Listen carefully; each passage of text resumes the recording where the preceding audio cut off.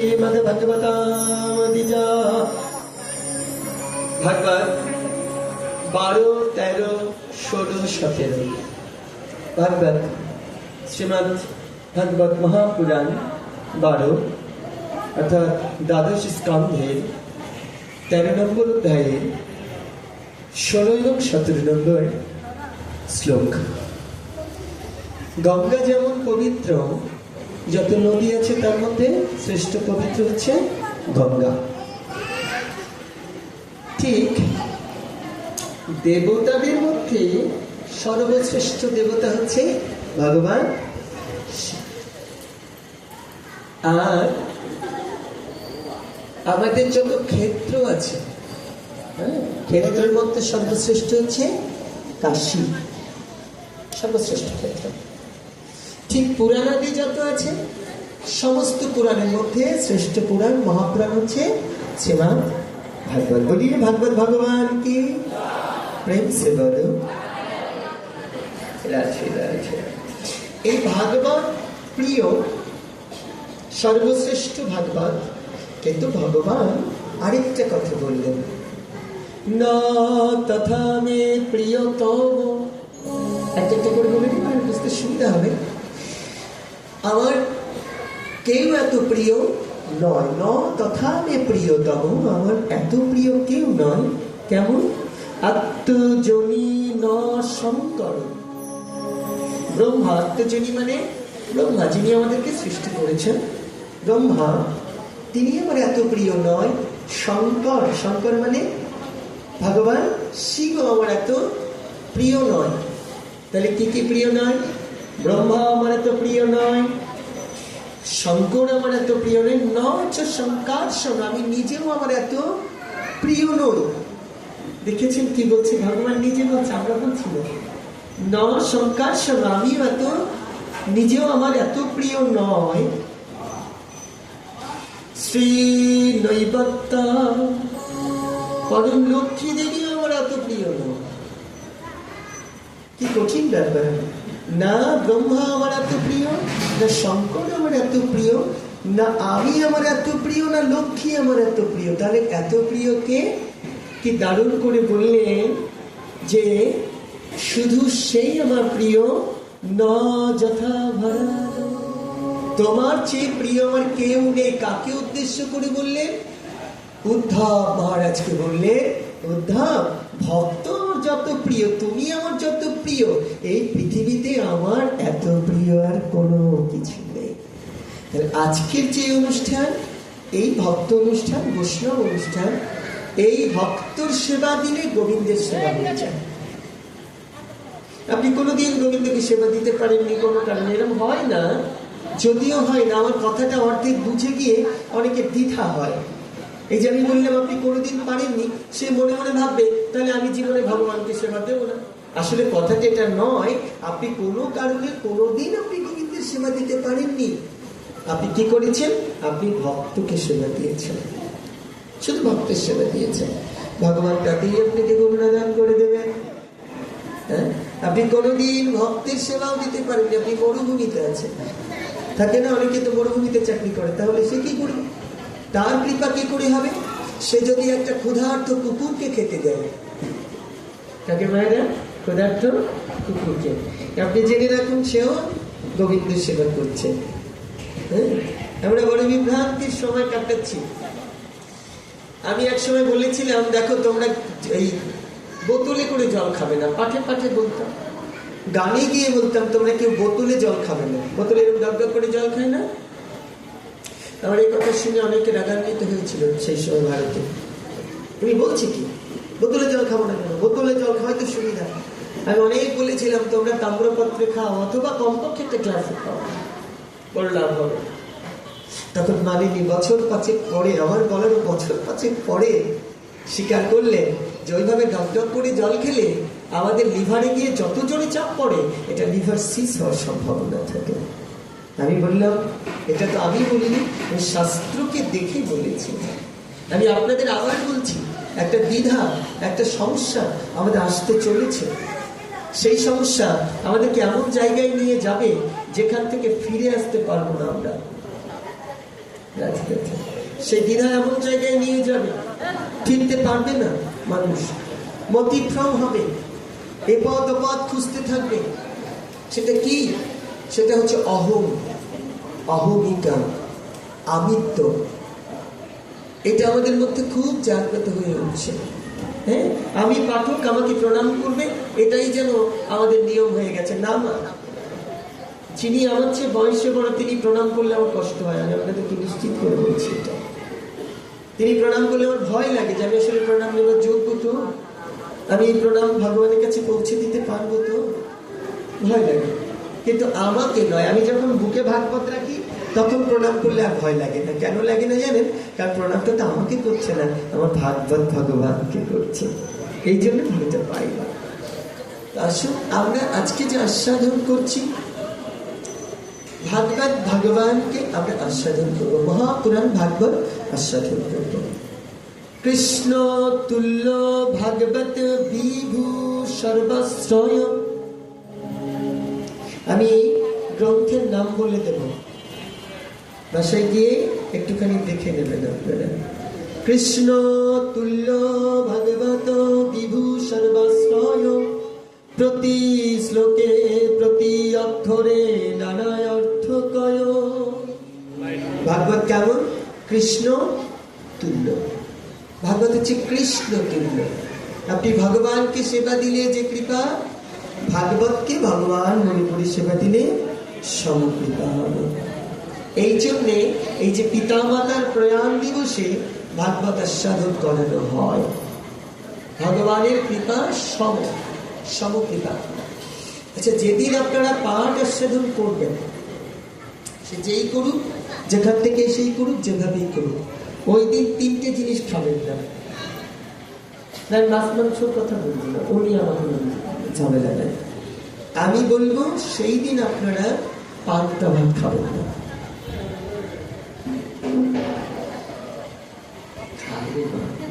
তুমি খাও না বলে জগৎ খা না, এটা ভেবো না। হ্যাঁ, এই ভাবনা করা যাবে না। যেদিন কীর্তনাদি শুনবেন এদিন পান্তা ভাত খাবেন না। কেন জানেন? এটাতে পাপ হবে না, পাপ পূর্ণ টাকার না। পান্তা ভাত খেলে ঘুম পাবে। এটা তামসিক খাবার, পচা বাসি পান্তা। আপনারা দেখুন গীতায় উল্লেখ করেছে কটু, তিক্ত, লবণ, পচা বাসি পান্তা, এগুলো হচ্ছে তামসিক খাবার। এতে তমগুণ বৃদ্ধি পায়। এবার শতগুণ বৃদ্ধি পায় কিসে? মাছ, মাংস, এগুলো যদি আপনারা খান তাহলে শক্তি বৃদ্ধি পাবে। রাজস্বিক খাবার এটা, রাজস্ব গুণ বৃদ্ধি পাবে। শতগুণ বৃদ্ধি পাবে কিসে? নিরামিষ যদি আপনি আহার করতে পারেন। হ্যাঁ, তো সন্ন্যাসীদের জন্য নিরামিষই নিষিদ্ধ। সন্ন্যাসীরা কিন্তু নিরামিষ খেতে পারবে না। তারা কি খাবে? অভিসম্য। নিরামিষের মধ্যে এখন দারুণ দারুণ খাবার আছে। কি কি বলে যে পনির, তারপরে কি সয়াবিন, হ্যাঁ, তারপরে আবার আরেকটা কি যেন ধোকা, কাশ্মীরি, আমারটার নাম নাকি কাশ্মীরি। তা আমার কাকা শ্বশুর তো এই স্কনের, উনি একদিন আমাকে বলছে, শোনো বাবা, তোমাকে আজকে একটা দারুণ জিনিস খাওয়াবো। বলে কি সেটা? তা আমি দেখছি আমার ওই জলের মধ্যে ময়দা নিয়ে ধুয়েই যাচ্ছে, শুধু ধুয়েই যাচ্ছে, ধুয়েই যাচ্ছে, আর সব তো চলে যাচ্ছে ধোয়াতে। আমি যে কাকা, এরপরে কি কিছু থাকবে? ও কি খাওয়াবে না? বলে থাকবে যেটা ওটাই খাবে। শেষে একটু বেরোলো এইটুকু, ওইটাই কি কি করে করে বানিয়েছে। তো যখন ওকে রান্না করে এনেছে, আর সে এনেছেন বটে, আমি একটা খাবার বেশি খেতে পারবো না। তা আমাকে যখন দিল, তখন আমার মা ছোটবেলায় চাপড়ি ভেজে দিত না, আমি ওই চাপড়ি ভাজার স্বাদটা পেয়েছিলাম। রাধে রাধে, আমি আর খাইনি, ভয় লাগে ওটা দেখলে। অনেক তেল থাকে না, ডোবা ডোবা তেল। আচ্ছা, এগুলো এখন সেবার ব্যাপার হয়েছে, কিন্তু শাস্ত্র উল্লেখ করলো যদি আপনাকে একেবারেই সন্ন্যাস নিয়ে থাকতে হয়, সংসারীদের জন্য কথা নেই, যারা সন্ন্যাস নেবেন তারা হরিসঙ্গ গ্রহণ করবেন।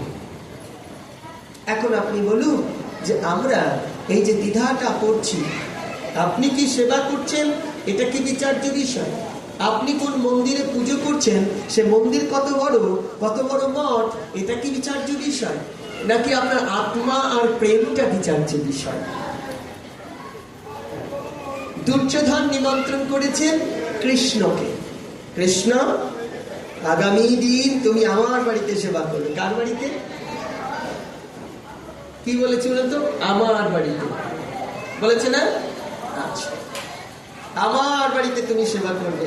আর ওইদিকে কতদিন ধরে মা সুশীলা ডেকেই চলেছে, বিদুরের স্ত্রী ডাকছে ডাকছে, আর প্রতিদিন বিদুরকে বলে তুমি কি কৃষ্ণকে দেখো না, একবার একটু আসতে বলতে পারো না, একবার যেন উনি আসেন।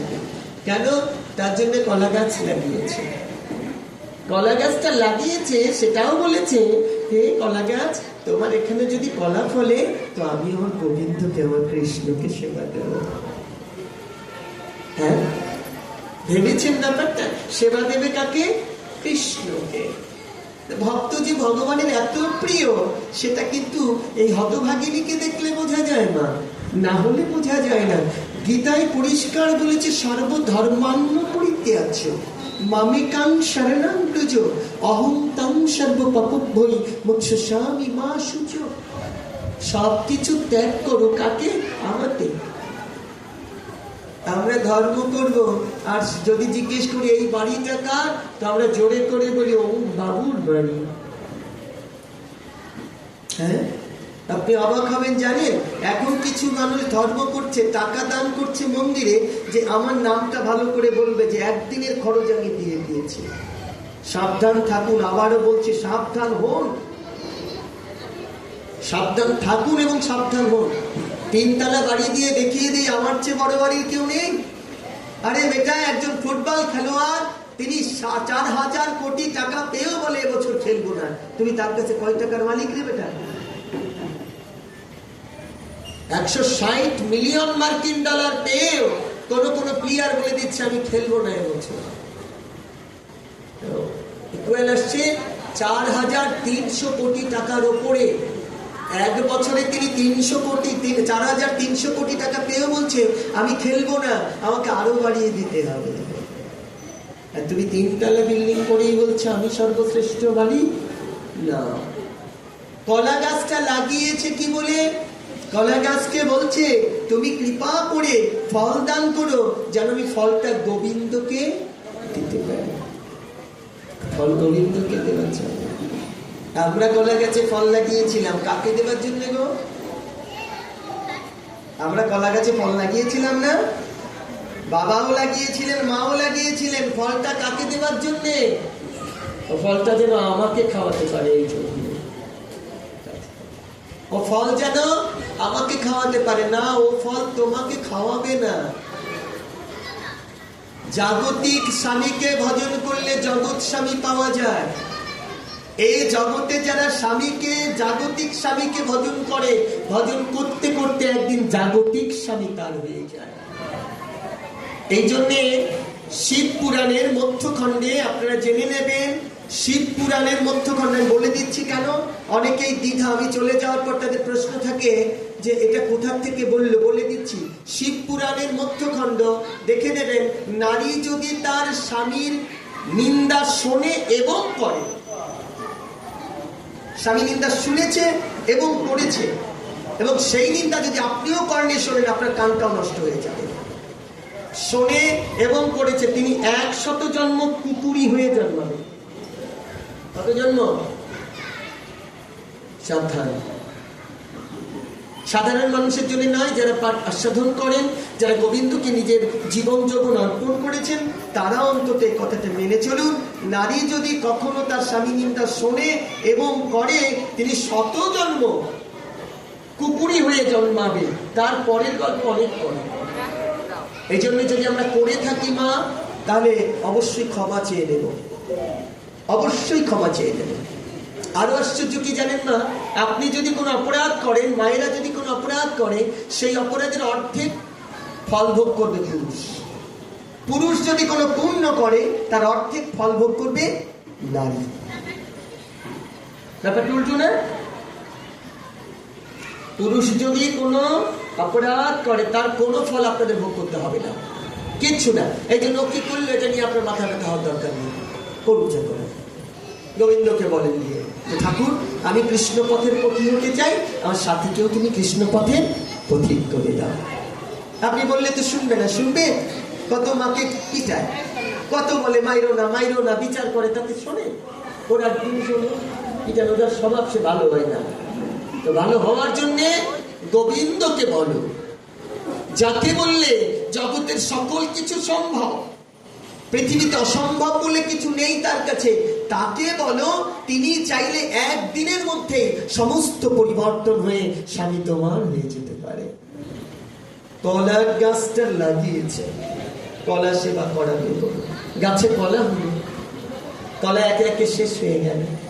কলার দিকে তাকায় আর বলে, সব কলা শেষ হলো গোবিন্দ, তুমি তো এলে না। সব কলা তো শেষ হয়ে এলো গোবিন্দ, তুমি তো একদিন এলে না। গোবিন্দ কি জানে না কে আমার জন্য কি খাবার দিয়েছে? সব জানেন ভগবান। তাই এই কলা শেষ হয়ে গেলে গোবিন্দ অপেক্ষা করছে, দেখি তুই শেষ কলাটা পর্যন্ত আমার জন্য অপেক্ষা করিস। আর একই দিনে নিমন্ত্রণ করেছে কে না, একই দিনে নিমন্ত্রণ করেছে দুর্যোধন। তিনি কি করেছেন? 64 প্রকার বা তারও অধিক প্রকারে ব্যঞ্জন দিয়ে গোবিন্দকে সেবা করাবে। তার মধ্যে একটা অহমিকা ছিল, কি জীবনে এত ভালো খাবার খেয়েছ? আমাকে যদি আপনারা বলেন জীবনে ছানা খেয়েছ, আমি তো বলবো না, আমি খাইনি কোনোদিন। তা আমার ছানা দিলে তুমি যাবো না, আলু সিদ্ধ আর ডাল এটা দিলে আমি রেডি যাওয়ার জন্য। ছানা রান্না করলেই আমার ভয় লাগে, ওরে বাপরে, ওটা তো খাইতে বড় মতন ব্যাপার। কৃষ্ণ কৃপা হি কে বললেন, দুর্যোধন ডেকে বললেন কৃষ্ণকে, তোমাকে যেতে হবে কোথায়? আমার বাড়িতে তোমার নিমন্ত্রণ, আমার বাড়িতে তুমি সেবা করো। আর মনে মনে ভাববে, এত ভালো খাবার তো কোনোদিন কৃষ্ণ খায়নি, খেতে পারবে তো? আর ওইদিকে মা সেই একটা কলা নিয়ে অপেক্ষা, প্রভু প্রাণনাথ আসবেন না গোবিন্দ, তুমি একবার এসো। এই যে আসবে না আকুলতা ব্যাকুলতা, এই নিয়ে ডাকছেন। ওইদিকে কি করেছেন আমাদের বিদুর, তিনি স্নানে চলে গেছেন। এইদিকে বিদুরের স্ত্রী, তার সারা গায়ের কাপড়টা সারা গায়ে ছিদ্র ছিদ্র, লজ্জা নিবারণ করা বড় কঠিন। সেই কাপড়টা গায়ে দিয়ে তিনি ভেতরে আছেন। আর এমন সময় আমার কানাইয়া এসে ডাকছে, মা, ও মা, আমি যে বড় ক্ষুধার্ত মা, দাও খেতে দাও। কি দেবে মা? ঘরে তো এক মুষ্ঠ চাল নেই, দেবার মতো তো কিছু নেই ভগবানকে। আছে কি? ওই কলাটাই আছে। আর ডেকেছো তো কলা খাওয়াবে বলে, অন্য কিছু খাওয়ালে তো হবে না। কেন বলছি জানো? নিমন্ত্রণ যদি কাউকে দাও, তাও বলবে না এক মুষ্ঠ লবণ ভাত আমার ওখানে সেবা করবেন, ভুলেও বলবে না। যা ভাগ্যে আমার আছে আপনি তাই সেবা করবেন। এই এক মুঠো লবণ ভাত বলে নিয়ে তোমরা তরকারি টরকারি অনেক কিছু দেবে, এটা কিন্তু মিথ্যার সামিল হবে, বলবে না। তো কলা তিনি নিয়ে রেডি রেখেছেন। কৃষ্ণ এসেছেন, কৃষ্ণকে দেখে কলাটা এনেছে বটে, কিন্তু কলা যে খাওয়াবে এই বুদ্ধিটা হারা হয়েছে। ভগবানকে সামনে পেলে মনে থাকে, মা আমি কি পড়ে আছি, কি খাওয়াচ্ছি, কি খাচ্ছি, মনে থাকে না। এমন অনেক মানুষ আছে যাকে দেখলে নিজেরই জ্ঞান থাকে না। কখনো মনে হয় ও যদি আমার ছেলে হতো, ও যদি আমার বাবা হতো, হয় কিনা? আপনি মনে রাখুন, এই সম্পর্ক এক জন্মের নয়, জন্ম জন্মান্তরের সম্পর্ক। তাই তো প্রাণ কাঁদে, ও যদি আমার বন্ধু হতো। কলাটা খাওয়াতে গিয়ে খোসাটা, কলাটা শ্বাসটা ফেলে দিয়ে খোসাটা গোবিন্দকে দিচ্ছে, আর গোবিন্দ আনন্দ মনে সেবা করছে। ওইদিকে দৌড়ে গিয়ে খবর জানিয়েছে বিদুরকে, জানো তোমার বাড়িতে কৃষ্ণ এসেছে। খুবই লজ্জাজনক ঘটনা। বিদুর তার কাপড় পরতে ভুলে গেছে, গামছাটা কাঁধে নিয়ে দৌড়াচ্ছে। কাপড় গামছাটা তো পরতে হবে, সে ভুলে গেছে। কেন? কারণ হতভাগার বাড়িতে আজ গোবিন্দ এসে উপস্থিত হয়েছে। কত চাওয়া দেখেছেন মা, যে যার কিছু নেই তার কাছেও গোবিন্দ এসেছে। এই জন্য তিনি দৌড়ে এসেছেন। এসে স্ত্রীকে দেখে ধমক দিচ্ছেন, তুমি করছো কি? শ্বাস ফেলে খোসা খাওয়াচ্ছ, তুমি শ্বাসটা তো ফেলে দিয়েছো, তুমি কে খাওয়াচ্ছ? খোসা খাওয়াচ্ছ। তাড়াতাড়ি ওই জ্ঞান ফিরে এসে তাকিয়ে দেখছে যে আমার স্বামী কাপড় পরনে নেই। তিনি বারবার দেখাচ্ছেন তুমি কাপড় পরো। গোবিন্দ তো ওই কলার কুশাতে আনন্দে সেবা করছেন, তাড়াতাড়ি বলছে কাপড় পরো। এখানে আমাদের এটা বুঝিয়ে দিলেন যে ভগবানকে যারা ভালোবাসে তার বাহ্যিক কোনো জ্ঞান থাকে না। ভগবানকে যখন প্রেম করবেন না, তখন ভগবানকেই প্রেম করবেন, বাহ্যিক কোনো চিন্তা করার দরকার নেই। মালা জপ করবেন, মালা জপ করতে বসে আপনি এক মালা জপ করুন, তো গোবিন্দের সামনে বসুন বা বৈষ্ণবের সামনে বসুন, বৈষ্ণবের রূপ দর্শন করুন, গোবিন্দ রূপ দর্শন করুন। আর এক মালা পারলে এক মালা জপ করুন, কিন্তু জপটা যেন আপনার স্থির জপ হয়, আপনার যেন সেখানে অন্য কোনো কিছু ঢুকতে না পারে। আমাদেরকে এত কিছু ভাবার কিচ্ছু। রাধে রাধে বাবা। কি ও হাঁটতে হাঁটতে, এটা অভ্যাস মা, এটা অভ্যাস যোগ। 3টে যোগ তো মালা জপ করেন, নাম জপের কিছু 3টে যোগ, এটাও ভালো, কিন্তু উত্তম কি আমরা উত্তম আলোচনা করছিলাম। 3টা অভ্যাস মা। দেখুন, নাম অভ্যাস, নাম আভাস, নাম আশ্রয়। কয়টা হলো? নাম অভ্যাস, নাম আভাস, নাম আশ্রয়। 3টে। নাম অভ্যাস কি?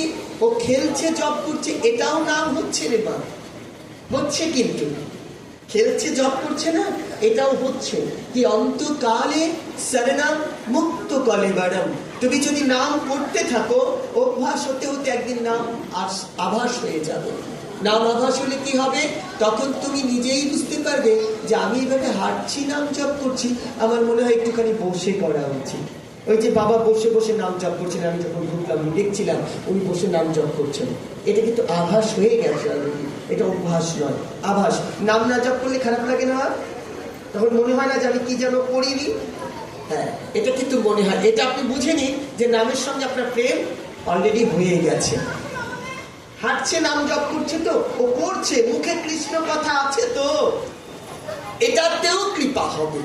তা নাম আভাস হয়ে যে, যখন নাম আভাস হতে হতে হতে হতে একদিন, শোনো, আমি মায়াপুরে বসে আছি, আমি, আমার সহধর্মিনী আর বাচ্চাটা তখন ছোট, আমরা 3 জন বসে আছি, ভগবানকে দেখছি। আর এই পাশেই পেছন দিকে আমরা জানি গোবিন্দের সামনে ক্রন্দন করতে নেই। তার আগের দিন শুনেছিলাম, আমি জানি না, আমি শাস্ত্রে কোথাও দেখিনি গোবিন্দ মূর্তি সামনে রেখে ক্রন্দন করতে নেই, শুনেছি। তা আমি হঠাৎ পেছনে মনে হলো কি, মানে কাঁদলে বুক এরকম লাগে না, এবার আমি কে যেন পেছনে কাঁদছি। তাই হুট করে ঘুরে তাকিয়েছি, দেখছি আমাদের দেশীয় নয়, উনি ইউরোপের কোনো কান্ট্রি থেকে এসেছেন, একেবারে দারুণ তিলক করা, উনি বসে খুব কাঁদছেন, মালাটা হাতে নিয়ে খুব কাঁদছেন। তা আমি আমার সহধর্মিনীকে ইঙ্গিত করে বললাম, পেছনে দেখো, শব্দ করিনি, বলেছি পেছনে তাকিয়েছে। ও দেখেছে, দেখে বলছে, ওনারা কি বাবা মারা গেছে? আবার বলছে, না, মনে হয় বাবা মারা গেলে তো এরকম কান্না করবে না, হয়তো বাড়িতে কাঁদবে, ওনার কি সন্তান মারা গেছে? আমার মনে সেই কিউরিসিটি, আমি জিজ্ঞেস করবো তুমি কাঁদলে কেন? তো ওই যখন আমাদের আরতি কীর্তন সব হয়ে গেল, তখন ওই মাতাজি বেরোবে আর আমি দাঁড়িয়ে আছি, আমি জিজ্ঞেস করেছেন। কাছাকাছি গেলে প্রণাম করতে গেলে হাত ধরে না, হরে কৃষ্ণ, হরে কৃষ্ণ। আর কি বাবা কিছু বলবেন? দারুণ বাংলা বলে, অনেকদিন আগে এসছে মা। এখন আমি বলেছি যে আপনি বলুন তো মা, আপনি ওইভাবে মালা নিয়ে কাঁদছিলেন কেন? কথাটা বলবো, কষ্ট হবে নাকি কারো? তিনি যা বলেছিলেন আমি লজ্জা পেয়েছিলাম। আমি বলছি, কাঁদছেন কেন, বলবেন না? বলে, বলবো না, শুনলেই ভালো আপনার। বলছি, না মা বলুন। বলছে, আপনারা বলে সৌভাগ্যবান। আমরা সৌভাগ্যবান, আপনি ভালো কিসে? বলে, আপনার সৌভাগ্যবান যে আপনারা ভারতবর্ষে জন্মগ্রহণ করেছেন। প্রথম কথাটাই এত গভীর, আমি আমরা সৌভাগ্যবান ভারতবর্ষে জন্মেছি। বলে দেখুন, আমরা ইউরোপে জন্মেছি, ওখানে আমরা জন্ম থেকে কখনো কৃষ্ণ প্রেম দেখিনি। আমরা জন্ম থেকে কোনোদিন ভগবানের নাম কি করে তা দেখিনি। আমরা বড় হয়ে ইউনিভার্সিটিতে যাওয়ার পর জানলাম যে কৃষ্ণ প্রেমটা কি। ইউনিভার্সিটিতে যে জেনেছে, যেদিন জেনেছে, সেই দিন থেকে সে সব ত্যাগ করে মায়াপুর অভিমুখে যাত্রা করেছে। বলবেন একবার ভগবান কৃষ্ণ কি? এটা হচ্ছে মুখ্য কথা, যে তিনি জেনেছে। আর কাঁদছে কেন না? কাঁদছে এত পরে কি করে কেন কৃষ্ণ নাম পেলাম। তিনি ঠাকুরকে অভিমান করে বলছেন, হে ঠাকুর, তুমি যদি কৃপা করবে তো এতদিন পরে কেন করলে? কেন জন্ম থেকে কৃপা পেলাম না? তাই জন্ম থেকে কৃপা পাওয়াটা অত্যন্ত জরুরি। জন্ম থেকে কৃপা। ভাগবত, তুলসী, গঙ্গা ভক্ত জনে। ভাগবত, তুলসী, গঙ্গা আর ভক্তজন, এই চারি, এই যে চতুর্থ বিগ্রহ কৃষ্ণ, এই চারি শনে কি কি বলেছি? ভাগবত, তুলসী, গঙ্গা আর ভক্তজন। এই চার হচ্ছে ভগবান কৃষ্ণের বিগ্রহ সম। বলেছে কোথায়? চৈতন্য ভাগবতের মধ্যখণ্ডের 21 নম্বর অধ্যায়ের 89 নম্বর শ্লোক। আবার বলছি, চৈতন্য ভাগবতের 21 নম্বর অধ্যায়ের 89 নম্বর শ্লোকে বলেছেন ভাগবত, তুলসী, গঙ্গা, ভক্তজন, এই চারি হচ্ছে সম, বিগ্রহ সম, কৃষ্ণ বিগ্রহ সম।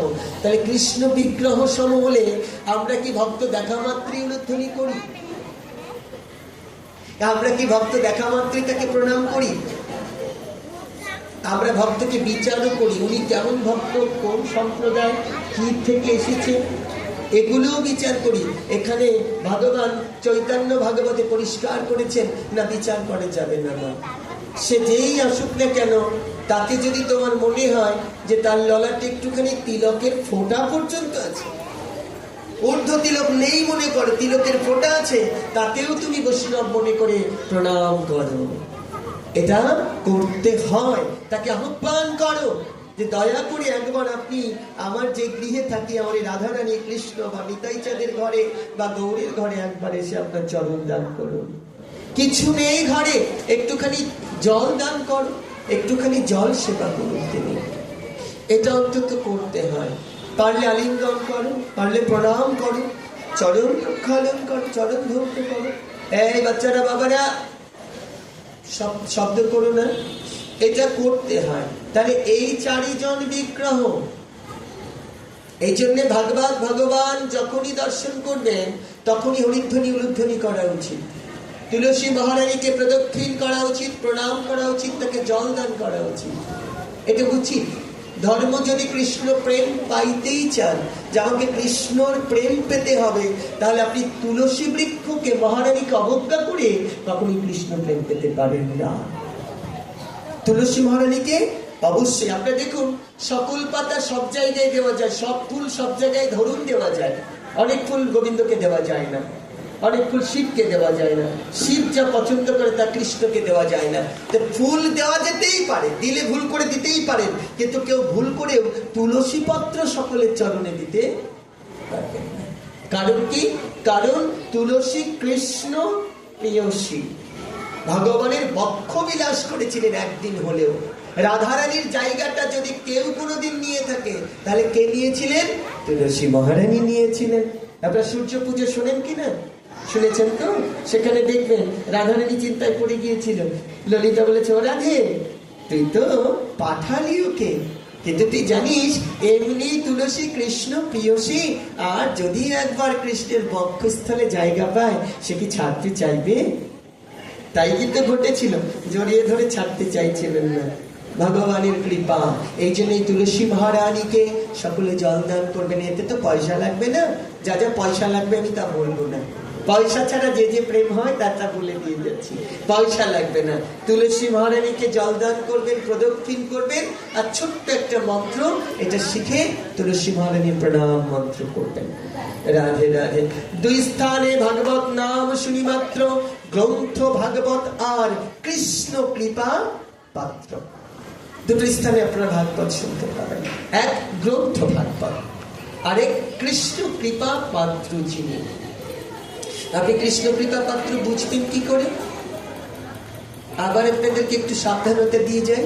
মা, ধরুন কেউ ললাটে তিলক পড়ে না, এই জন্য কিন্তু ভাববেন না তিনি ভগবানকে সেবা পুজো করে না, ভুলেও কিন্তু ভাববেন না। হ্যাঁ, কে তিলক সেবা নিল কে নিল না এটা বিচার্য বিষয় তার গুরুদেব আর গোবিন্দের। আপনার আমার কিন্তু বিচার করার কিছু নেই। কাউকে রুট ভাবে বলবেন না, কেন তিলক করে আসেনি, রুট করে বলবেন না। হ্যাঁ, কারণ তিনি পড়েনি, কোনো না কোনো দিন কৃপা হয়তো ভগবান করবে, সেই দিন করবে, কোনো না কোনো দিন হবে। রুট করে বলবেন, অনুরোধ করে বলবেন, বাবা যদি ভাগবতে যাও তো একটুখানি তিলকের ফোঁটা হয়ে গেলে ভালো লাগতো দেখতে। হ্যাঁ, একটা আপনি দেখুন, আমরা যখন কোনো বিয়ে বাড়িতে যাই তখন আমরা কি যেইভাবে ফর্মাল পোশাকে চলে যাই নাকি সুন্দর একটা ড্রেস পরি? হ্যাঁ কি না মায়েরা? একটু সাজুগুজু করি না? যখন কীর্তন শুনতে যাবেন, যখন ভাগবত কথা আস্বাদন করতে যাবেন, তখন একটু নিজেকে সাজাবেন, নিজের জন্য নয়। হ্যাঁ, নিজের জন্য নয়, কিন্তু এই সাজটা হচ্ছে কার জন্য? বা গোবিন্দের জন্যে। এ দেহতে সাজাতে হবে কার জন্যে? গোবিন্দের জন্য। এই সাজাতে সাজাতে একটা লাভ হয়, কি হয় বলতো? এই সাজাতে সাজাতে একটা কি লাভ হয়?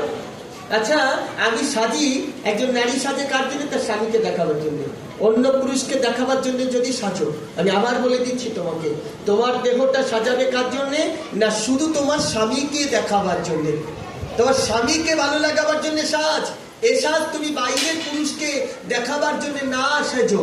মন থেকে যেন ভেবো না অন্য সবাই আমাকে ভালো দেখুক, মনে রাখতে হবে আমাকে যেন আমার স্বামী ভালো দেখে।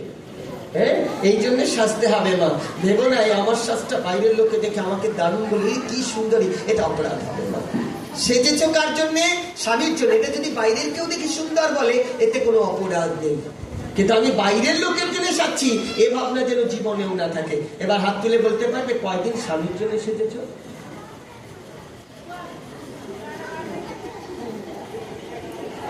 স্বামীকে দেখাবো এই জন্য সেজেছ কয়দিন? ওই বিয়ের দিন সেজেছিলে, তাও মনে মনে ভেবেছিলে স্বামীর সাথে তো বরযাত্রীরাও আসবে, তারাও একটু দেখুন। হ্যাঁ, তাই মা তো প্রতি রাত্রে সন্ধ্যা লাগার আগে একটুখানি চুল পরিপাটি করে সাজবে, প্রত্যেক দিন সাজবে গো মা। দিনের বেলা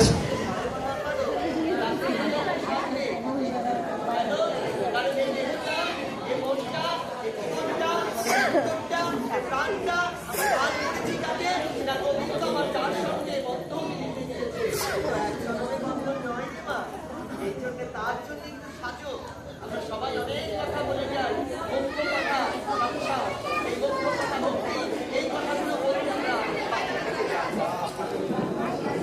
আমরা একটু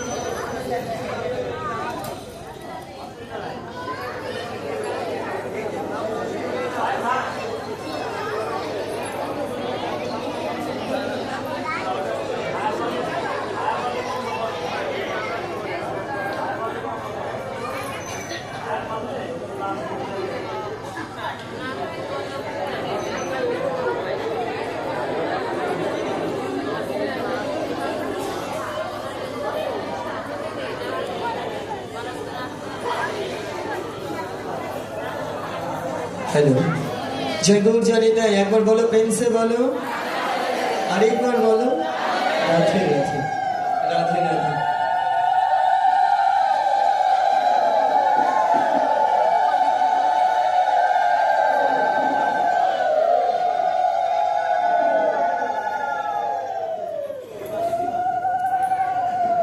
চলছে শ্রাবণ মাস।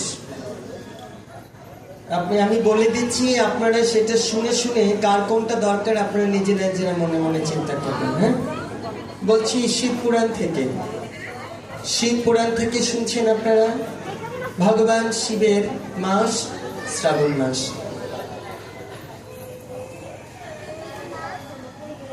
বিষ্ণু কি প্রিয়? বিষ্ণু কি প্রিয়? বিষ্ণুকে যারা সেবা করেন কি প্রিয়? বিষ্ণুকে কি দিতে হয়? বিষ্ণু শৃঙ্গার প্রিয়।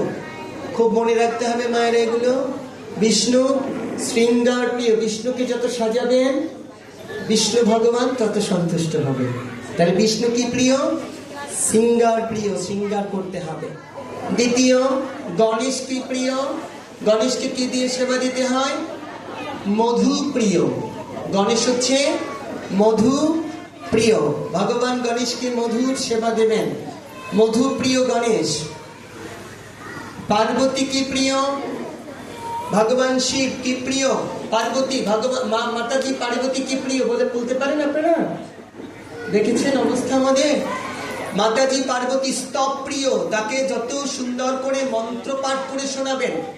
চণ্ডী পাঠ করে না দুর্গা পূজায়?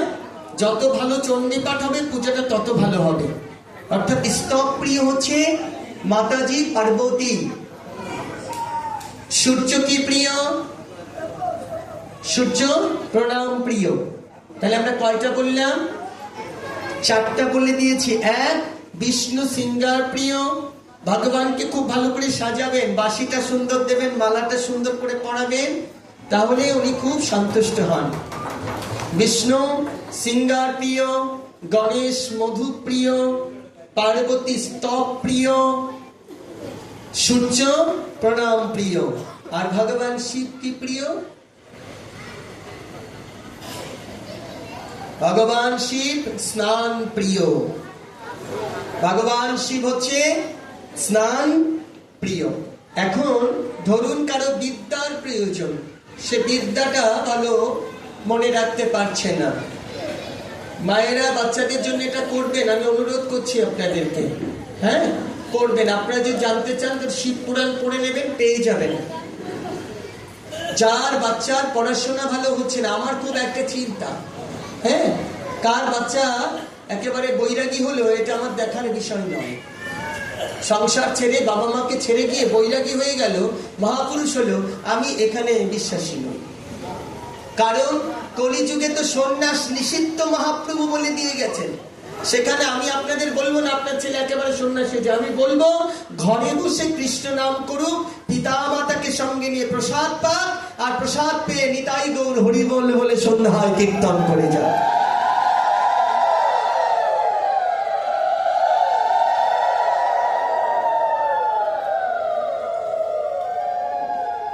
জব চিনেন মায়েরা? জব বাজারে গিয়ে জিজ্ঞেস করবেন জব কোনটা। জব গুঁড়ো করে নেবেন। ছেলেকে বা মেয়েকে দিয়ে যারা পড়াশোনা করতে চায় তাদেরকে দিয়ে ওই জবের গুঁড়োটা ঢেলে দেবেন। এই জবের গুঁড়োর স্নান বাচ্চারা যারা পড়াশোনা করবার জন্য করবেন, তারা জব গুঁড়ো করে নিয়ে শিবলিঙ্গে ঢেলে দেবেন। এবার অনেকের দ্বিধা থাকে, শিবলিঙ্গই কি শিব? দেখুন আশ্চর্য হচ্ছে এটাই, শিবলিঙ্গ হচ্ছে একটা শক্তির প্রতীক, স্তম্ভ। যদি কোনোদিন শুধু শিব সম্পর্কে আলোচনা করার সুযোগ হয় না, সেই দিন বলবো। আজকে যেহেতু চ্যাপ্টারটাই আলাদা, কিন্তু শ্রাবণ মাস ভগবান শিবের মাস, তাই একটুখানি বলছি। হ্যাঁ, যদি কোনোদিন শিব পুজোর মধ্যে আমার কোথাও পড়ে আপনাদের সাথে, সেই দিন আমরা ভগবান শিব সম্পর্কে তিনি যা কৃপা করবেন তো শোনাবো। তাহলে ওই জব অর্চনা দেবেন, শিবলিঙ্গে জবের পাউডার বা গুঁড়োর অর্চনা করবেন, দেবেন। আচ্ছা, যার আর্থিক সমৃদ্ধির প্রয়োজন তারা কি করবে? তারা শিবলিঙ্গকে সোমবার দিন, এই যে এখন যে সোমবার চলছে, সোমবারে আখের রস, কি বলছি মনে রাখুন, যা সবার লাগবে না ভাঙাতে, সবাই বড়লোক মানুষ, গরিব ভাঙায় কম, এই জন্য বলে দিয়ে যে যদি এক একজন থাকে তারা করবে। হ্যাঁ, আখের রস দ্বারা শিবলিঙ্গকে অর্চনা করবে। এর মধ্যে একটা মন্ত্র আছে, মন্ত্রটা পড়ে যাচ্ছে। হ্যাঁ, যার ঐশ্বর্য ক্ষমতা চাই তিনি কি করবেন? গুড় জল, গুড় জল, গুড় ভিজিয়ে রাখবেন, সেই জলটা দিয়ে শিবলিঙ্গকে অর্চনা।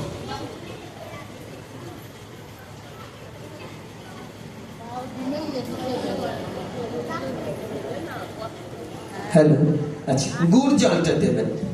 যার সাংসারিক সমস্যা তিনি পঞ্চামৃত দিয়ে শিবলিঙ্গকে স্নান করাবেন। কি দিয়ে? পঞ্চামৃত। আচ্ছা, এই পর্যন্ত আসলো, এবার আপনি পাবেন কোথায় এই মন্ত্রটা? মন্ত্রটা বলে দেন। শুক্ল যজুর্বেদের মধ্যম দিকের শাখার অন্তর্ভুক্ত 1 থেকে 176টি ঋষি কর্তৃক সংকলিত শ্লোক, যেখানে 8টি অধ্যায় আছে, সেই 8টি অধ্যায়ের যে মন্ত্র, রুদ্র অষ্টাধ্যায়, মন্ত্রের নাম বলেছি কি বলেন তো মায়েরা? রুদ্র অষ্টাধ্যায়।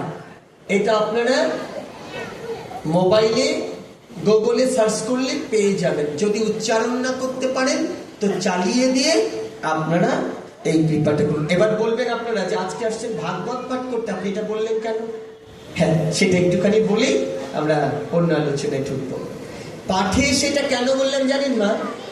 প্রথমত হচ্ছে আপনার বাড়িতে আপনার ছেলে দুষ্টু, অত্যন্ত চঞ্চল, মা বাবার কথা শোনে না, সেই ছেলেকে নিয়ে আপনি বড় বিভ্রান্তিতে আছেন। আপনার মনে পাঠও ভালো লাগবে, হ্যাঁ কি না? আচ্ছা, আপনার আগামীকাল কিসে চলবে? আপনি খুব অভাবী, আপনি তো সংসার ছাড়া নন, আপনি বৈরাগী নন যে গোবিন্দের নামে বেরিয়ে গেছে, কেউ দিলে খাবো না দিলে না খাবো, আপনার তো সংসার আছে।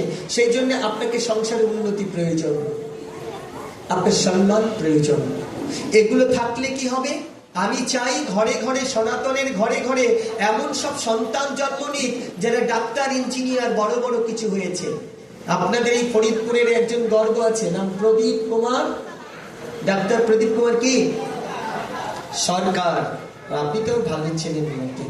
ডাক্তার প্রদীপ কুমার সরকার, তিনি এসেছিলেন বলে অনেক মানুষ উপকৃত হচ্ছে। আবার এই ভাঙাতে অনেক শিক্ষক আছে, তারা এসেছিলেন বলে উপকৃত হচ্ছে। আমার মতো চন্দনকে তারা কোনো উপকার করা হচ্ছে না। এই জন্য আমি বলছি মা, প্রত্যেক ঘরে ঘরে, সনাতনের প্রত্যেক ঘরে এমন কিছু সন্তান জন্মাক যাকে নিয়ে আমার জাতি গর্ব করতে পারে। আমি গর্বিত জাতির মানুষ হতে চাই। রাধে রাধে। আসুন, আজকের যে অনুষ্ঠান, বিষ্ণু কথা, ভগবত কথা, ভগবান কথা, সেই কথাতে আমরা একটুখানি প্রবেশ করি। নাম সংকীর্তনাম যস্য সর্ব পাপ প্রণাশনা প্রণাম দুঃখ সমানঃ স্তম নমামি হরিম পরম। ভগবান যখন কৃপা করবেন তখন তিনি অযাচিত কৃপা করবেন। অযাচিত কৃপা যখন করবেন তখন অযাচিত কৃপা করবেন। আমার জগৎবন্ধু সুন্দর, আপনার নাম শুনেছেন নিশ্চয়ই নাকি? জগৎবন্ধু সুন্দর, এই জগৎবন্ধু সুন্দর, জগৎবন্ধু সুন্দর এক ভক্তকে বলেছেন নাম করবে। কি বলেছে মায়েরা? নাম করবে। তো উনি বলছেন হ্যাঁ আমি নাম করব। তিনি নাম করছেন, নাম করতে করতে কখনো কখনো ভুলে যায়। আমি এই কথাটা আজকে বলতাম না যদি ওই মায়ের প্রশ্ন মানে এই কথাটা না ধরতেন। নাম করতে করতে বলেছে তুমি নাম করবে, তো কোনো কোনো দিন তিনি মালা জপ করতে ভুলে যায়। তা প্রভু বৃন্দাবন ঘুরে টুরে এসছে, উনি রেল লাইনে গিয়ে দাঁড়িয়ে আছে, প্রভুকে বাড়ি নিয়ে যাবে। তো বাড়িতে নিয়ে যখন গেলেন তখন প্রভু জিজ্ঞেস করছে, হ্যাঁ রে নাম করছিস তো? প্রভু খুব মধুর করে বললেন, নাম করছিস তো? বলে কি প্রভু, আমার না মাঝে মাঝে নাম করা ভুলে যায়। বলে ভুলে যাস? তো ভুলে গেলে কেমন করে হবে, ভালো করে নাম করবি। যেই বলেছে নাম করবি তখন বলছে নাম করতে গিয়ে একটা জিনিস মনে রাখবি, তাহলে আর নাম কখনো ভুলবি না। মানে কি মনে রাখবো নাম করতে গিয়ে? এবার বলছে তুই যে মালাটা জপ করছিস ওই মালার গুটিগুলো মনে রাখবি, তাহলে আর নাম ভুলে যাবি না। বলে মালার গুটি মনে রাখবো কি করে? কয়টা মালার গুটি আছে মায়েরা? 108। তো সত্যি কম বেশি নাই?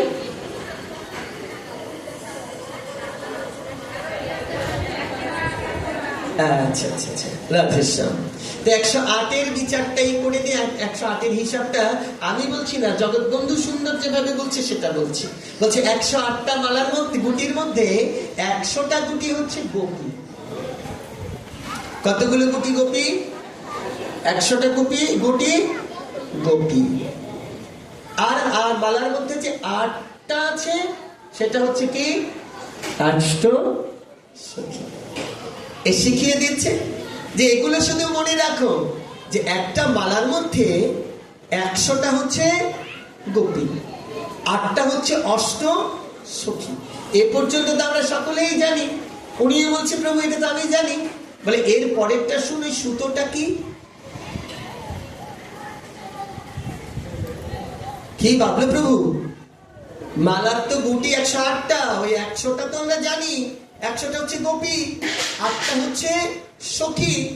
এবার বলো ওই সুতোটা কি? এখন আর কথা বলতে পারছে না। আপনাদের জিজ্ঞেস করিনি, মানে ভগবান জগৎবন্ধু সুন্দর তার ভক্তকে জিজ্ঞেস করছে, বল সুতোটা কি? এখন আর কথা বলতে পারছে না। বলে শোন, ওই সুতোটা হচ্ছে রাধা রানী গো। ওই সুতোটা হচ্ছে রাধা রানী। ওই 100 গোপী আর অষ্ট সখীকে ওই সুতো দিয়ে বেঁধে রেখেছে কে না? বলে রাধা। তাই রাধা নাম বললে কৃষ্ণ পাওয়া যায় গো। বলে রাধে রাধে।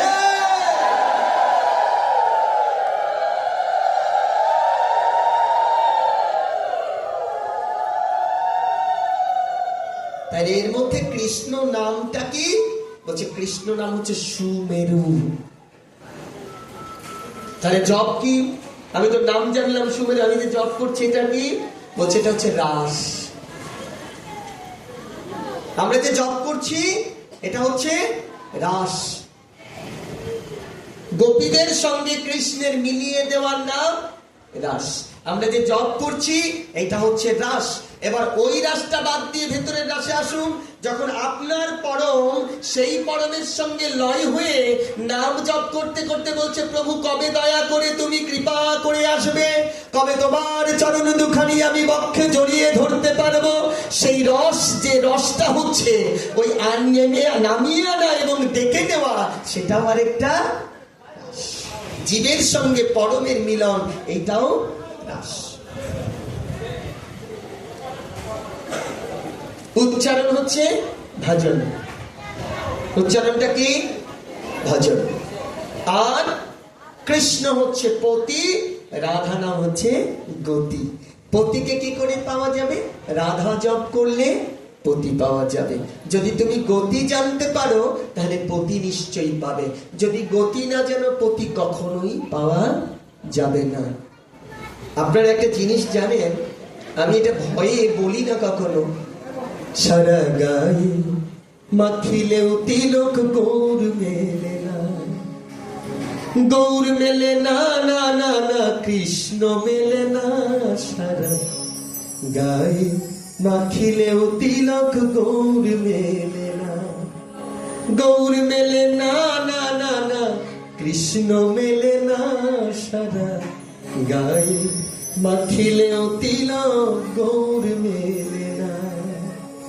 সারা গায়ে তিলক মেখে থাকলে গৌর পেয়ে যাবে না, নিতাই না ভজিলে কখনো গৌর পাওয়া যাবে না। নিতাইকে ভজলে গৌর পাওয়া যাবে, গৌর ভজলে ব্রজে যাবে। আগে নিতাই ভজ তবে গৌর পাবে, গৌর ভজলে ব্রজে যাবে, রাধা কৃষ্ণের যুগল দর্শন করবে। তাই নিতাই কারা? যারা আপনাকে কৃষ্ণ পথে এগিয়ে দিচ্ছে তারা। কারা কৃষ্ণ পথে এগিয়ে দেয়? যারা ভক্ত, যারা বৈষ্ণব, তারা কৃপা করে আপনাকে কৃষ্ণ পথে এগিয়ে দেয়। রঘুদাস, রঘুদাস তিনি বাউন্ডলে প্রায় জমিদার পুত্র, কিন্তু তার মন কখনো জমিদারিতে নেই। তিনি যেখানেই হরিনাম কথা শোনেন তিনি দৌড়ে ছুটে যান। অনেকবার পালিয়ে গেছেন, কেন? গৌরের কাছে চলে যাব, আমার মহাপ্রভুর কাছে চলে যাবে। এই মহাপ্রভুর কাছে চলে যাবেন বলে অনেকবার তিনি পালিয়েছেন, কিন্তু মহাপ্রভুর কাছে আর পৌঁছতে পারেন না। তার আগে পিতা তার লাঠিয়াল বাহিনী দিয়ে ধরে নিয়ে এসে আবার সংসারে আটকে দেয়। কখনোই গৌরকে পাওয়ার চিন্তা করতে পারছে না, তাকে ধরে নিয়ে আসে। একদিন তিনি শুনতে পেলেন যে এখানে নিতাই চাঁদ এসেছে। নিতাই চাঁদ যেই এসেছে, এটা যখনই তিনি শুনলেন তখন তিনি দৌড়ে ছুটে চললেন ওই নিতাই চাঁদের কাছে, যে আমি নিতাইয়ের কাছে যাব। তিনি নিতাই চাঁদের কাছে চলে গেলেন। যেই নিতাই চাঁদের কাছে চলে গেলেন তখন নিতাই চাঁদ তাকে জানাচ্ছে, হ্যাঁ রে চোরা, এতদিন কোথায় ছিলি, আগে আসিসনি কেন? কি বলছে? চোরা এতদিন কোথায় ছিলি, আগে এলি না কেন? তোকে যে কত খুঁজছি। এতদিন গৌরকে পাবে বলে চেষ্টা করছে, আর উল্টো নিতাই চাঁদ বলছে তোকে তো আমি খুঁজছি, তুই এতদিন এলি না কেন? মায়েরা খুব মন দিয়ে সাধন করুন। এবার দেখুন যে প্রেমটা কোথায় গিয়ে দাঁড়ায়। যে এতদিন তোকে খুঁজছি, তুই এলি না কেন? নিতাই চাঁদের প্রেম জানার জন্য আমরা এইটুকু আস্বাদন করব যে এতদিন খুঁজছি, তুই এলি না কেন? তা নিতাই চাঁদ তাকে পেয়ে তাকে কৃপা করলেন। কি বললেন? বললেন তুই আজকে আমাদেরকে চিরাদধির সেবা দিবি। কি সেবা? চিরাদধির সেবা। কি মায়েরা নিতাই চাঁদের চিরাদধির সেবা করো তোমরা এখানে এই মন্দিরে? হ্যাঁ, চিরাদধি পালন করে তো। দধি চিরা উৎসব পালিত হয় না এখানে, না? হ্যাঁ, এটা নিতাই চাঁদের হয়েছে না পানিহাটিতে, এটা হয়। ইসকন বাবারা ওনারা করেন, ইসকনরা এটা করেন। আসলে একটা ব্যাপার, ওনারা আমাদেরকে অনেক কিছু সন্ধান দিলেন, এটা অস্বীকার করা মুশকিল।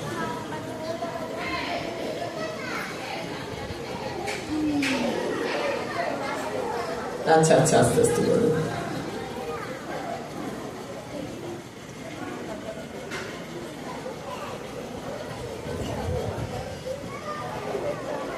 তো এই যে চিরাদধির কৃপাটা আমরা পেলাম হচ্ছে রঘুনাথের কাছ থেকে। এই রঘুনাথ আমাদেরকে চিরাদধি নিতাই চাঁদের চাওয়ার পর তাকে চিরাদধি দেওয়া হলো। এই রঘুনাথ যখন চিরাদধি সেবা দিলেন, মা এই যে হচ্ছে সেবাটা শেখা, যখন তিনি চিরাদধি সেবা দিলেন, নিতাই চাঁদ সেই প্রসাদকে আমার চৈতন্য মহাপ্রভুকে ধ্যানে এনে, কিসে এনে? ধ্যানে। এটা খুব গুরুত্বপূর্ণ, এই জায়গাটা একটুখানি শুনুন মন দিয়ে। ধ্যানে কাকে আনলেন? চৈতন্য মহাপ্রভুকে নিতাই চাঁদ ধ্যান করে নিয়ে এলেন, এবং তিনি নিতাই চাঁদ মহাপ্রভুকে ওই প্রসাদ দান করলেন। এই জন্যে আপনি যখন প্রসাদ দেবেন গোবিন্দকে, তখন আপনি দেবেন না, আপনি ধ্যানে আপনার গুরুদেবকে আনবেন, গুরুদেবকে আহ্বান করে এই দেহটা গুরুর চরণে অর্পণ করবেন।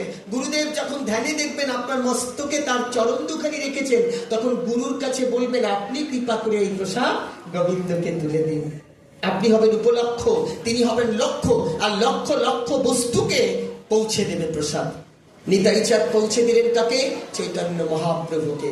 যখন চৈতন্য মহাপ্রভুকে পৌঁছে দিলেন, চৈতন্য মহাপ্রভু প্রসাদ পাওয়ার পর আসমানের পরে তিনি এবার রঘুনাথকে বলছেন, রঘুনাথ এসো প্রসাদ পাও। যেই রঘুনাথ গিয়ে প্রসাদ পেলেন, প্রসাদ পাওয়ার পর নিতাই চাঁদ তার চরণ দুখানি রঘুনাথের মস্তকে তুলে দিলেন। এই যে রঘুনাথের মস্তকে তুলে দিলেন, তখন বলছে আপনি দয়া করে আপনার গৌরকে বলুন সে যেন আমাকে কৃপা দান করে।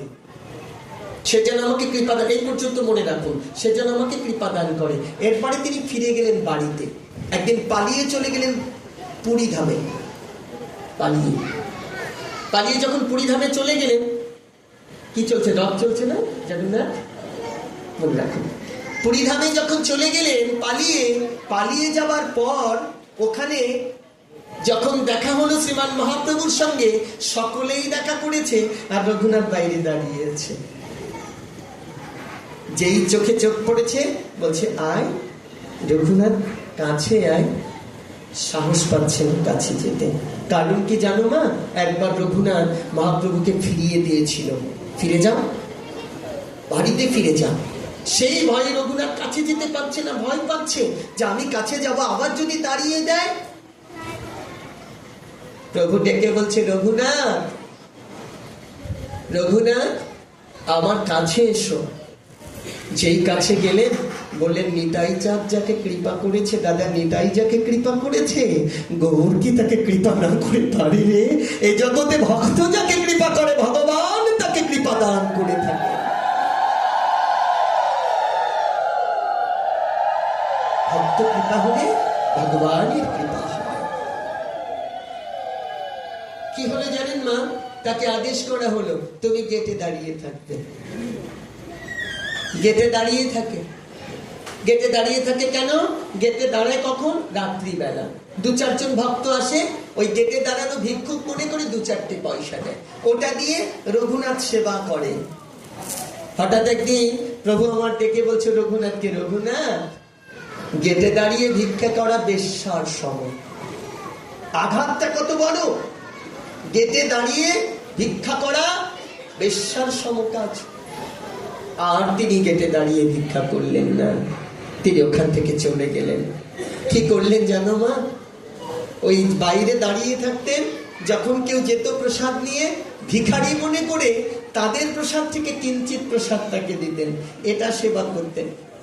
একদিন রঘুনাথকে ডেকে বলো, রঘুনাথ তুমি তো ভালোই চলছে, তোমার আর নিজের কোনো কষ্ট করতে হয় না, গেটে দাঁড়িয়ে থেকে, ওই বাইরে দাঁড়িয়ে থেকে প্রসাদ পাও, এটা ভালোই চলছে। রঘুনাথ মনে মনে ভাবলেন, এটাও বোধহয় ভজন নয়। তিনি কি করলেন জানো মা? সমস্ত কিছু ছেড়ে দিয়ে চলে গেলেন। কোথায় গেলেন? যেই খাবারটা পচে যায়, পচা খাবারটা ড্রেন দিয়ে ফেলে দেওয়া হয়, পচা খাবারটা যখন ড্রেন দিয়ে ফেলে দেওয়া হয়, তিনি ওই ড্রেনের বাইরে গিয়ে দাঁড়িয়ে থাকেন আর বলেন, প্রভু হতভাগাকে কৃপা করবে, বলো হতভাগাকে তুমি কৃপা করবে।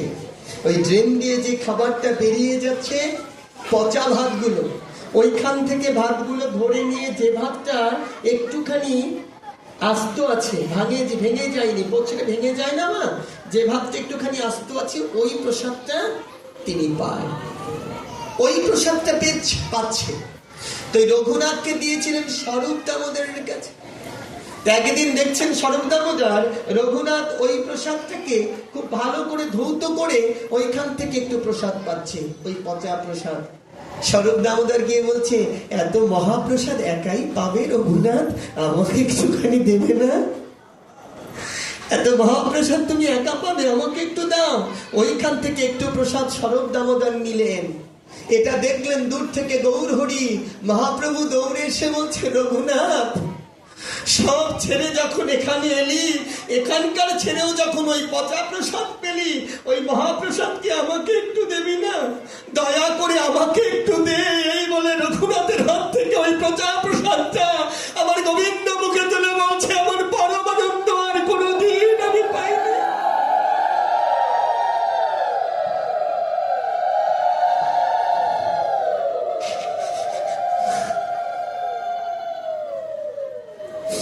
ভক্তাদি ভগবান মা, কোন ভজন যদি জীবনে না করতে পারো, কেবল গোবিন্দের দাস নিজেকে মনে করতে পারলেই গোবিন্দ কৃপা হয়ে যাবে, কিচ্ছু লাগে না।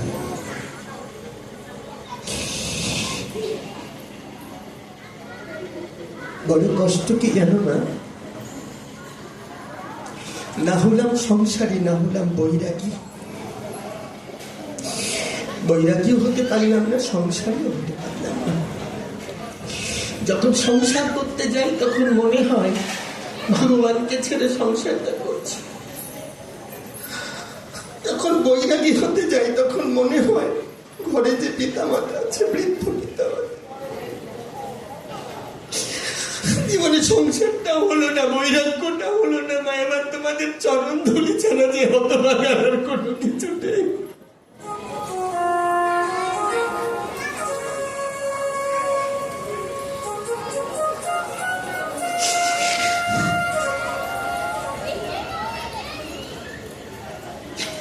ঘরে বসে এক মায়ের সঙ্গে গল্প করছিলাম।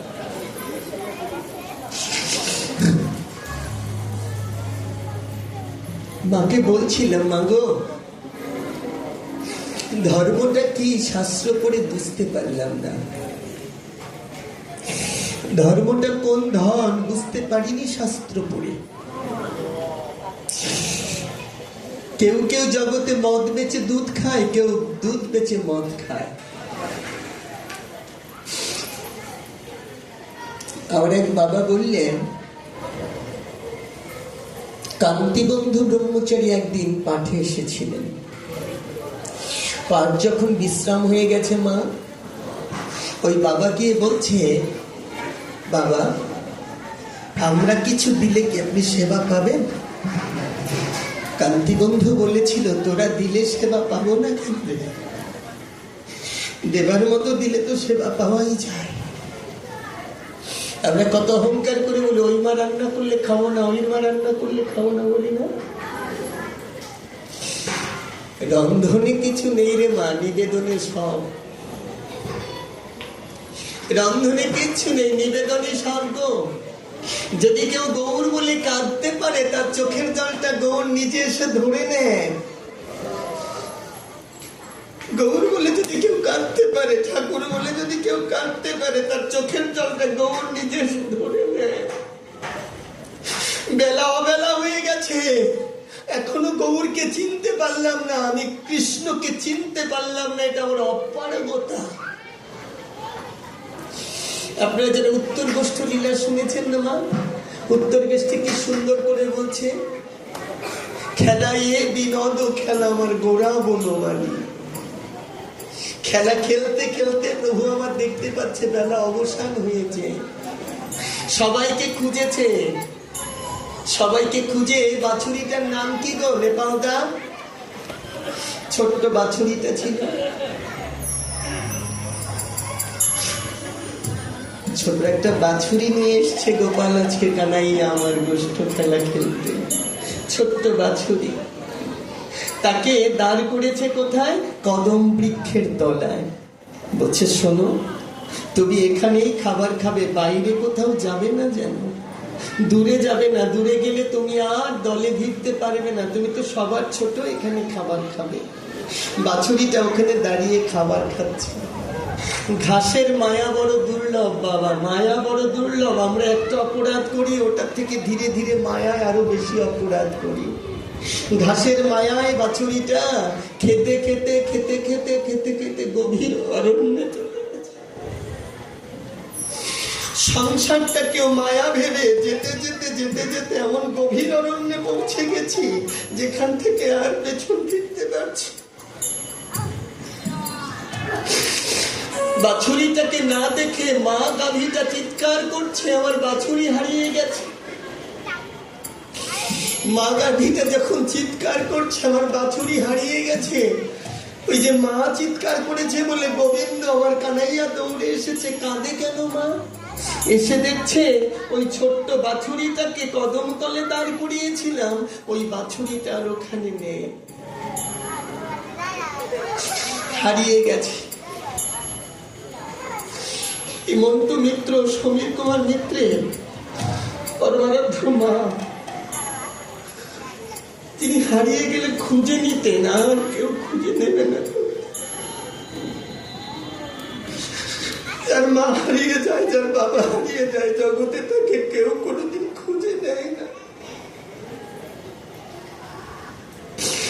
অনেকে আমাকে বলেন যে আপনি পাঠে কেন বাবা মার কথা বলেন, কেন বলে জানেন?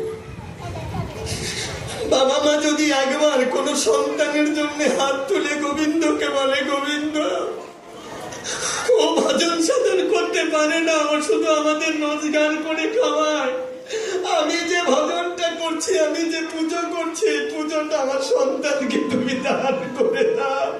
এই গোবিন্দ এসে সেই সন্তানকে সমস্ত ভজন সাধন দান করে।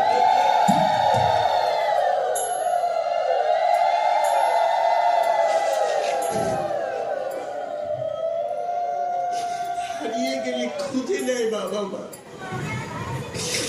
নির্ঘুম রাত কাটায় বাবা মা, রাস্তার দিকে তাকিয়ে থাকে, আমার ছেলে আসবে, আমার মেয়ে আসবে, তার ফুরিয়ে যায়, তার আর কোনোদিন তাকিয়ে রাস্তার দিকে কেউ থাকে।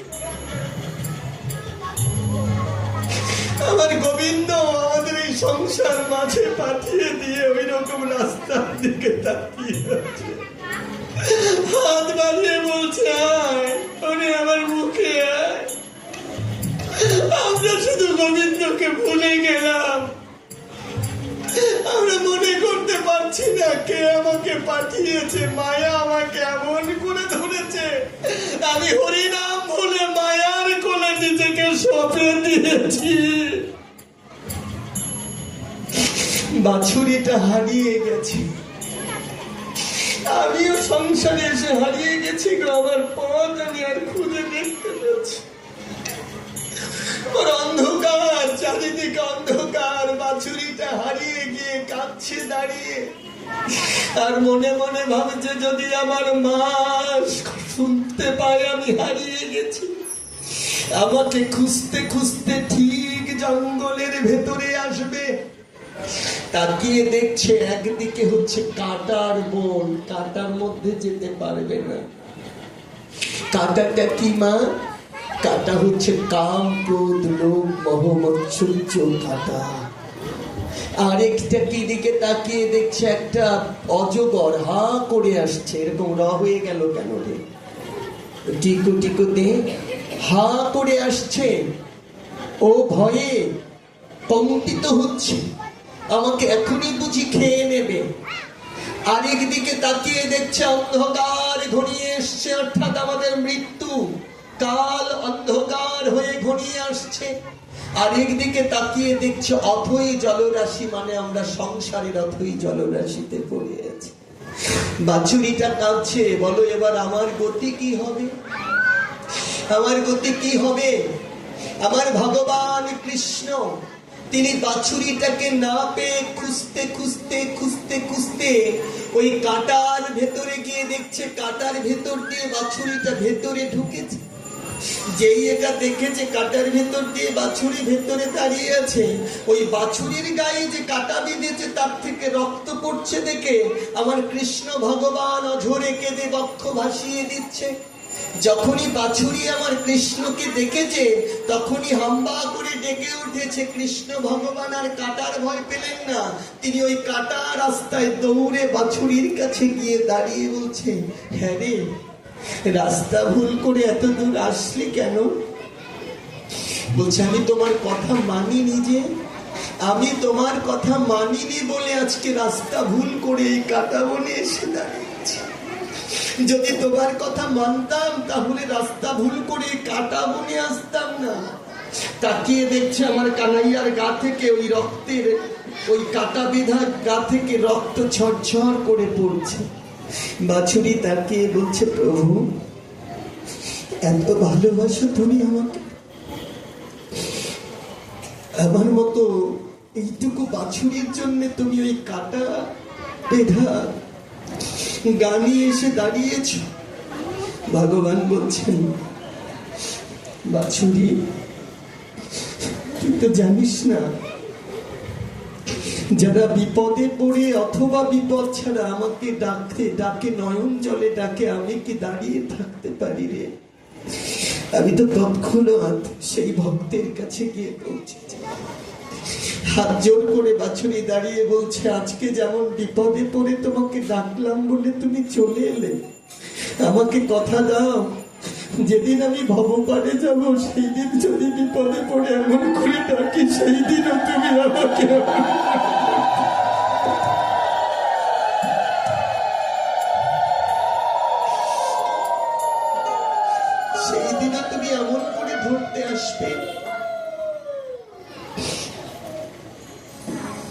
ভগবান কি উত্তর দিচ্ছে জানেন?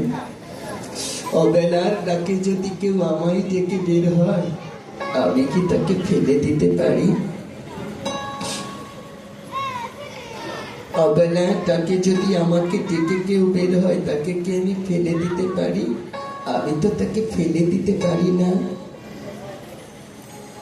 একবার তাকিয়ে দেখুন তো মা, আমাদের সকাল না বিকেল? একবার ভালো করে তাকিয়ে দেখুন, আমাদের সকলেরই বেলাটা বিকেলের বেলা। সকালের বেলা কাদের না? যারা হরি নামে নিজেকে অর্পণ করতে পেরেছে। আমরা যারা সংসারের, তারা সকলেই অবেলার ডাকের বেলায় পড়ে গেছে। এখনো হরি বলে ডাকা হলো না, কৃষ্ণ বলে ডাকা হলো না, বড় অবেলার ডাক। যদি এটা মনে করা যায় যে আমরা অবেলার ডাকে পড়ে গেছি, তাহলে কিন্তু কৃপা অনিবার্য। কোথায় কৃপা পাবেন? আপনার কোথাও যদি জায়গা না থাকে, তাহলে আপনি তো বৈষ্ণবের কাছে বসে আছেন, তার চরণ দুখানি যদি জড়িয়ে ধরতে পারেন, তাহলে সেই অবেলার ডাকের কোনো না কোনো কিনারা আপনি ঠিক খুঁজে পেয়ে যাবেন। এই অবেলার ডাকের কিনারা খুঁজতে হলে চরণ দুখানি জড়িয়ে ধরতে হয়। অহংকারের সিঁড়ি থেকে মাটিতে নেমে এসে এই ব্রজের ধুলাতে গড়াগড়ি দিয়ে যারা কৃপা করো বলে ধুলা মাখে গায়, গোবিন্দ তাদের অনায়াসেই কৃপা দান করে, ইহাতে কোনো সন্দেহ নাই।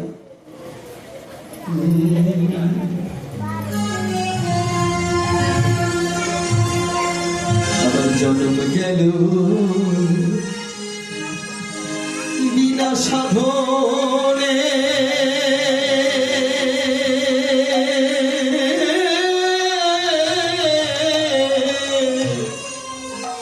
সারা জীবনের ভুল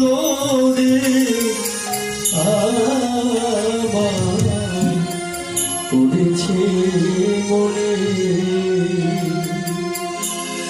আমি কি করিতে কি যে করি,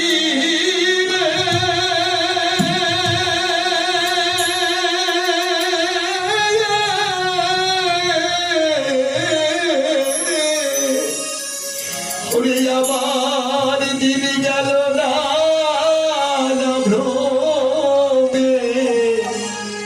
আমি কি করি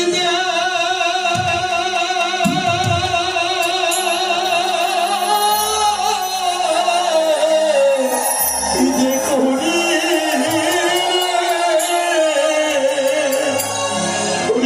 আমার দিন গেল না ভ্রমে। জীবনের ভুল রে পড়েছে মনে। আমার জীবন জন্ম গেল বিনা সাধনে।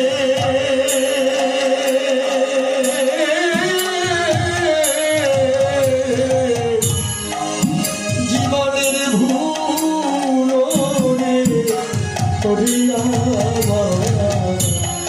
পড়েছে মনে। আমার জীবনে গেল বিনা সাধনে।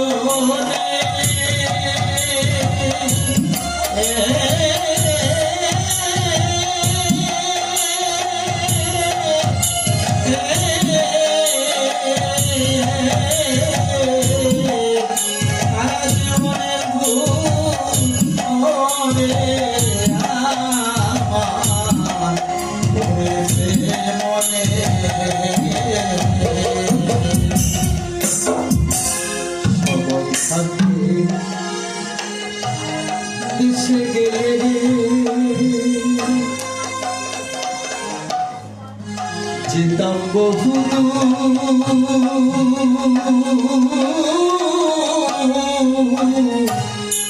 যেতাম বহু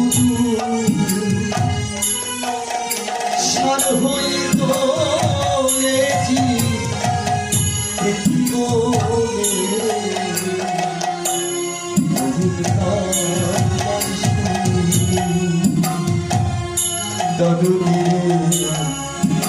সবাই থাকতে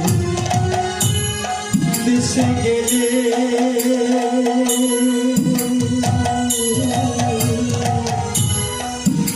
আমি যেতাম বহুদূর, সার হয়ে তো জীবনে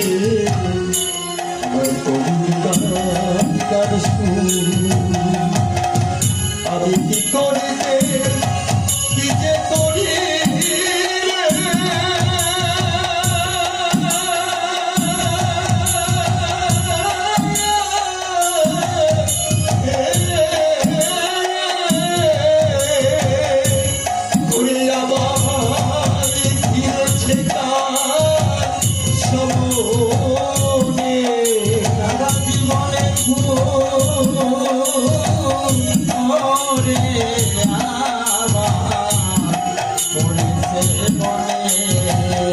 সারা জীবনের ধুলোরে আমার পড়েছে মনে, সারা জীবনের ভুলোরে আমার পড়েছে মনে। আমাদের জীবনে আজকে যেহেতু পাঠ হচ্ছে পিতা মাতাকে উদ্দেশ্য করে, বাবা মাকে উদ্দেশ্য করে পাঠ। বাবা মায়ের অন্তিম সময়ে কে পাশে থাকেন না সন্তান। যিনি উত্তম জাত সন্তান তিনি বাবা মায়ের অন্তিম সময়ে পাশে থাকতে পারেন।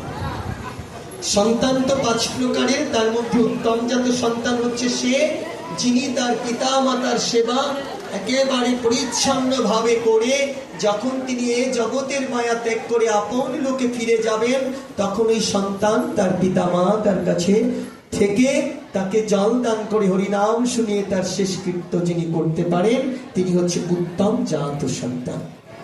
তো বলবেন আমরা যারা দূরে থাকি তারা তো পিতা মাতাকে পাই না, তারা কি উত্তম জাত সন্তান নয়? অবশ্যই উত্তম জাত সন্তান, যদি আপনি সেই কর্তব্যটা কাউকে দিয়ে করিয়ে নিতে পারেন। কিন্তু পিতার পুত্রের কর্তব্য কি কাউকে দিয়ে হয় বাবারা? পিতার পুত্রের কর্তব্য তো অন্য কাউকে দিয়ে সম্ভব নয়। পিতা কেমন হয়? 3টে বাজে, আমি কতটুকু সময় পাবো? 4টে? আচ্ছা, রাধে রাধে, বড় কৃপা হয়েছে আমার জন্য। সেই কর্তব্যটা কেমন হয় সেইটুকুখানি একটু বলে আজকের মতো বিশ্রাম হয়েছে। ভগবান আমাদেরকে পাঠিয়েছেন 3টে কাজ করবার জন্য।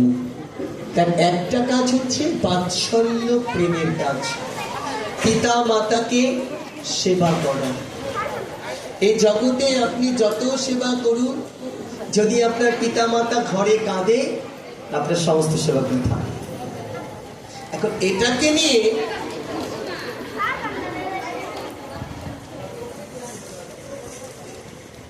একটু ভেজাল বাদ দেব। ও ভোগারিতে জন্য আদায় করবে, 3:30 ভোগারিতে করবে নাকি? ওগুলা গান নাই? আচ্ছা আচ্ছা আচ্ছা, না না না, ঠিক আছে ঠিক আছে, অসুবিধা নেই, এর মধ্যে বিশ্রাম দেবে। ঠিক আছে ঠিক আছে, চলো ছোট্ট করে একটুখানি বলি আজকের মধ্যে বিশ্রাম দিচ্ছি, কারণ 3টে বাজে, আমাদের একটু আনন্দ কীর্তন আছে, সেই জন্য একটু ছোট্ট বলে আজকের মতো।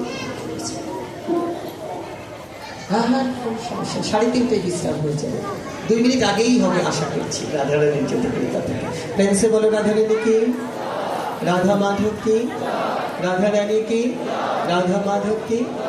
ভগবান কৃষ্ণ, তার বয়স তখন 90 বছর।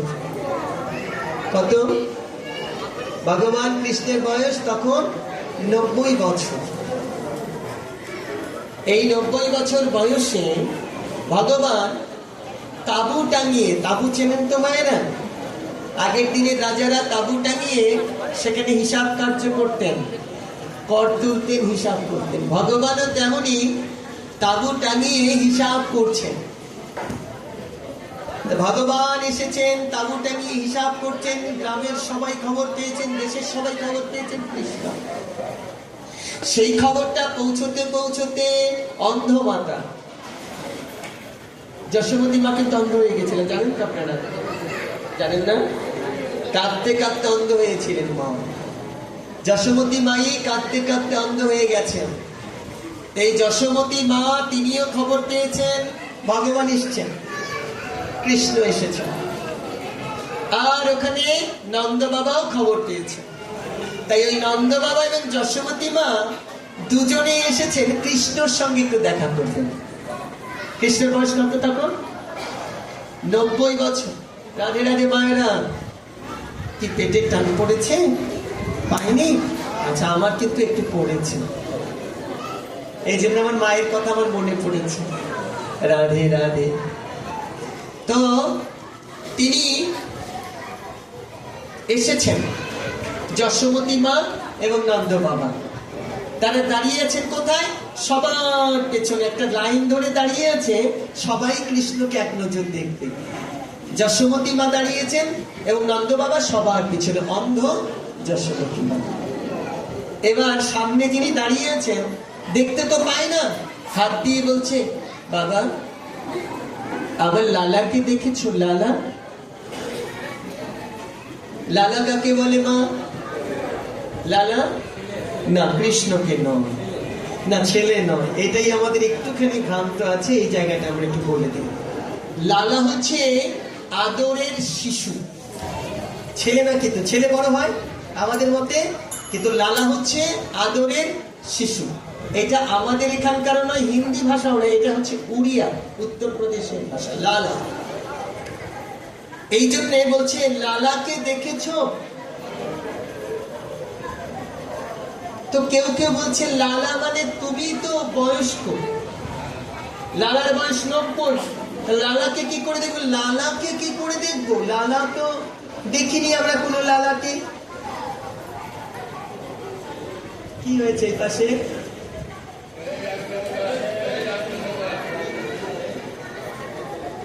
তোমরা আমার লালাকে দেখেছো? এই জায়গাটাইতেই প্রেম, এই জন্য বারবার লালা বলছি। যেই বলেছে লালাকে দেখেছো, বলছে না লালা, লালাকে আমরা দেখিনি, লালা মানে হচ্ছে শিশু, তাকে আমরা দেখিনি। তো এর পাশে একজন জ্ঞানী ভক্ত, বয়স্ক মানুষ, তিনি জিজ্ঞেস করেছেন, তোমার লালার নাম কি? বলছে আমার লালার নাম কৃষ্ণ, কানাইয়া। কানাইয়া, আমার লালার নাম কানাইয়া, কৃষ্ণ। পাশে আরেকজন বলছে, বলো কি, কৃষ্ণর বয়স তো 90 বছর, তো লালা হলো কি করে? কৃষ্ণের বয়স 90, লালা হলো কি করে? যশোমতী মাই অন্ধ, চোখ বন্ধ, এখনো কাঁদছেন, তার জলের ধারা এখনো শুকায়নি। যেদিন গোবিন্দ আমার ব্রজ ছেড়ে চলে গেছেন, সেই দিন থেকে নন্দমাতা যে ক্রন্দন শুরু করেছেন, আজও সেই কান্না থামেনি। লালা মানে শিশু, না পুরুষ না মহিলা। ভেবে দেখো তো মা, যেদিন তোমরা বিবাহিত হয়ে বিয়ে করে মায়ের কাছ থেকে চলে এসেছো, তারপরে কি ওই মায়ের কান্না থেমেছে কোনোদিন? যে ছেলে বিদেশে যায়, এই ছেলে মা ভালো বুঝতে পারে, ছেলে বুঝতে পারে মা কি ধন। বাড়িতে কাছে থাকলে মাকে না তখন বিড়ালের মতো মনে হয়ে যায়, মনে হয় না? এই একটু সরে বসো, এত জোরে কথা বলো না, থামো না, এত কথা বলো কেন? তুমি বোঝো আমি কি হয়েছি? এটা হয়ে যায়। কিন্তু মা কি, মা কি বস্তু, তা কৃষ্ণ বুঝিয়ে দিচ্ছে। দাঁড়িয়ে যিনি দাঁড়িয়ে আছেন ওই দাঁড়ের মধ্যে, তাকে বারবার বলছে দাঁড়ি। একজন বৃদ্ধ এবং বৃদ্ধাটি এসেছে এখানে, লিখছেন, আর চোখ থেকে ঝরঝর করে নয়নের জল এই খাতার উপরে পড়ছে। হিসাবে মন নেই, কাঁদছেন, চোখের জল ঝরঝর করে খাতার উপরে পড়ছেন, আর তিনি হিসাব করছেন। যিনি দাঁড়িয়ে দাঁড়িয়ে আছেন বলছেন, কৃষ্ণ আপনাকে তো কোনোদিন কাঁদতে দেখিনি, আপনি কাঁদছেন কেন? বলছে কাঁদতে দেখিনি কোনোদিন, কিন্তু কাঁদিনি কোনোদিন, এমন নয়। বলে কাঁদছেন কার জন্যে? কার জন্যে কাঁদছি জানো? আমার অন্ধ মা। যেদিন আমি ব্রজ ছেড়ে চলে গেছি, সেদিন থেকে আমার মা আর কোনোদিন তার কান্না থামায়নি। যেদিন আমি ব্রজ ছেলে চলে গেছি তারপরে সে কোনোদিন ননি ছানা দুগ্ধ তৈরি করেননি। কেউ যদি জিজ্ঞেস করেছে কেন গো আর তৈরি করো না, বলে আমার এই ছানা ননি খাবে কে, আমার গোপাল যে ব্রজ ছেলে চলে গেছে। কাঁদতে কাঁদতে অন্ধ হয়ে গেছে, সেই চোখের জলে একটা নদী বয়ে গেছে। এই জন্য রাধারানী একদিন ওই হংসধ্বনিকে বলেছিলেন, হংসকে বলেছিলেন একবার কৃষ্ণকে গিয়ে খবর দিয়ে দেবে আমার কৃষ্ণ কেমন আছে, শুধু আমার দুঃখ তাকে বলবে না, তার দুঃখটা আমাকে সে জানাবে, তার সুখটা আমাকে জানাবে। কৃষ্ণের দুঃখ আমি জানবো, কিন্তু আমার দুঃখ যেন সে না জানে। যাকে ভালোবাসি তাকে আঘাত দিতে চাই না, তাই কৃষ্ণ কষ্টে আছে কিনা সেটা আমাকে বলবে। আমি যে কান্না করছি, আমি যে ক্রন্দন করছি, এই ক্রন্দন কোনোদিন কৃষ্ণকে বলবে না। যাকে ভালোবাসো মা তাকে কখনো কাঁদাবে না, তার তোমার দুঃখটা তাকে বলবে না, সে যেন আঘাত না পায়। কেমন করে চিনবো রাধারানী তোমার কৃষ্ণ কোথায় গেছে? বলে এই নদীর ধারা যেই দিকে বয়ে গেছে, এই নদীর ধারাটাই হচ্ছে ব্রজ গোপী এবং মা যশোমতীর চোখের জল। এ জল যেদিকে বয়ে গেছে আমার কৃষ্ণ সেই দিকে চলে গেছে। আজকে কৃষ্ণ বলছে বলো বলো না আমার মা এসেছে কিনা, আর মা ওইদিকে বলছে আমার লালাকে তোমরা দেখেছো, আমার লালা কোথায় আছে? হঠাৎ করে একজন বলছে তুমি একটু এগিয়ে যাও, তোমার লাইনে দাঁড়ানো দরকার নেই। তিনি ধীরে ধীরে এগিয়ে যাচ্ছেন, ভগবানের কাছে এগিয়ে যাচ্ছেন, আর ভগবান অন্তর্যামী ভগবান আমার লিখছেন আর কাঁদছেন। হঠাৎ করে যাকে খবর দিতে বলেছিল তিনি দৌড়ে গিয়ে বললেন কৃষ্ণ সেই অন্ধ মাতা এসেছেন, সেই অন্ধ মাতা এসেছেন। ভগবান কৃষ্ণ কলম ছেড়ে দৌড়ে গিয়ে মায়ের চরণ দুখানি জড়িয়ে ধরে বলেছিলেন মা, মা গো আমি কৃষ্ণ। আপনি অবাক হবেন, কৃষ্ণকে কাছে পেয়েও যশোমতী মা জড়িয়ে ধরছে না। কৃষ্ণকে কাছে পেয়েছে কিন্তু যশোমতী মা জড়িয়ে ধরছে না কেন? তিনি হাত দিয়ে দেখছেন এ তো বড় মানুষ, এ তো ছোট কৃষ্ণ নয়, সে গোপাল নয়। এ তো বড় মানুষ, ছোট গোপাল নয়, তাই জড়িয়ে ধরছে না। জানো মা, মা বলছেন তুমি তো আমার লালা নও, তুমি তো বড় মানুষ। আমার লালা তো ছোট, যার বয়স মাত্র 10.5 বছর। সেই 10.5 বছরে চলে গেছে, আমার তো সেই লালাকে খুঁজছি, তুমি তো সে নও।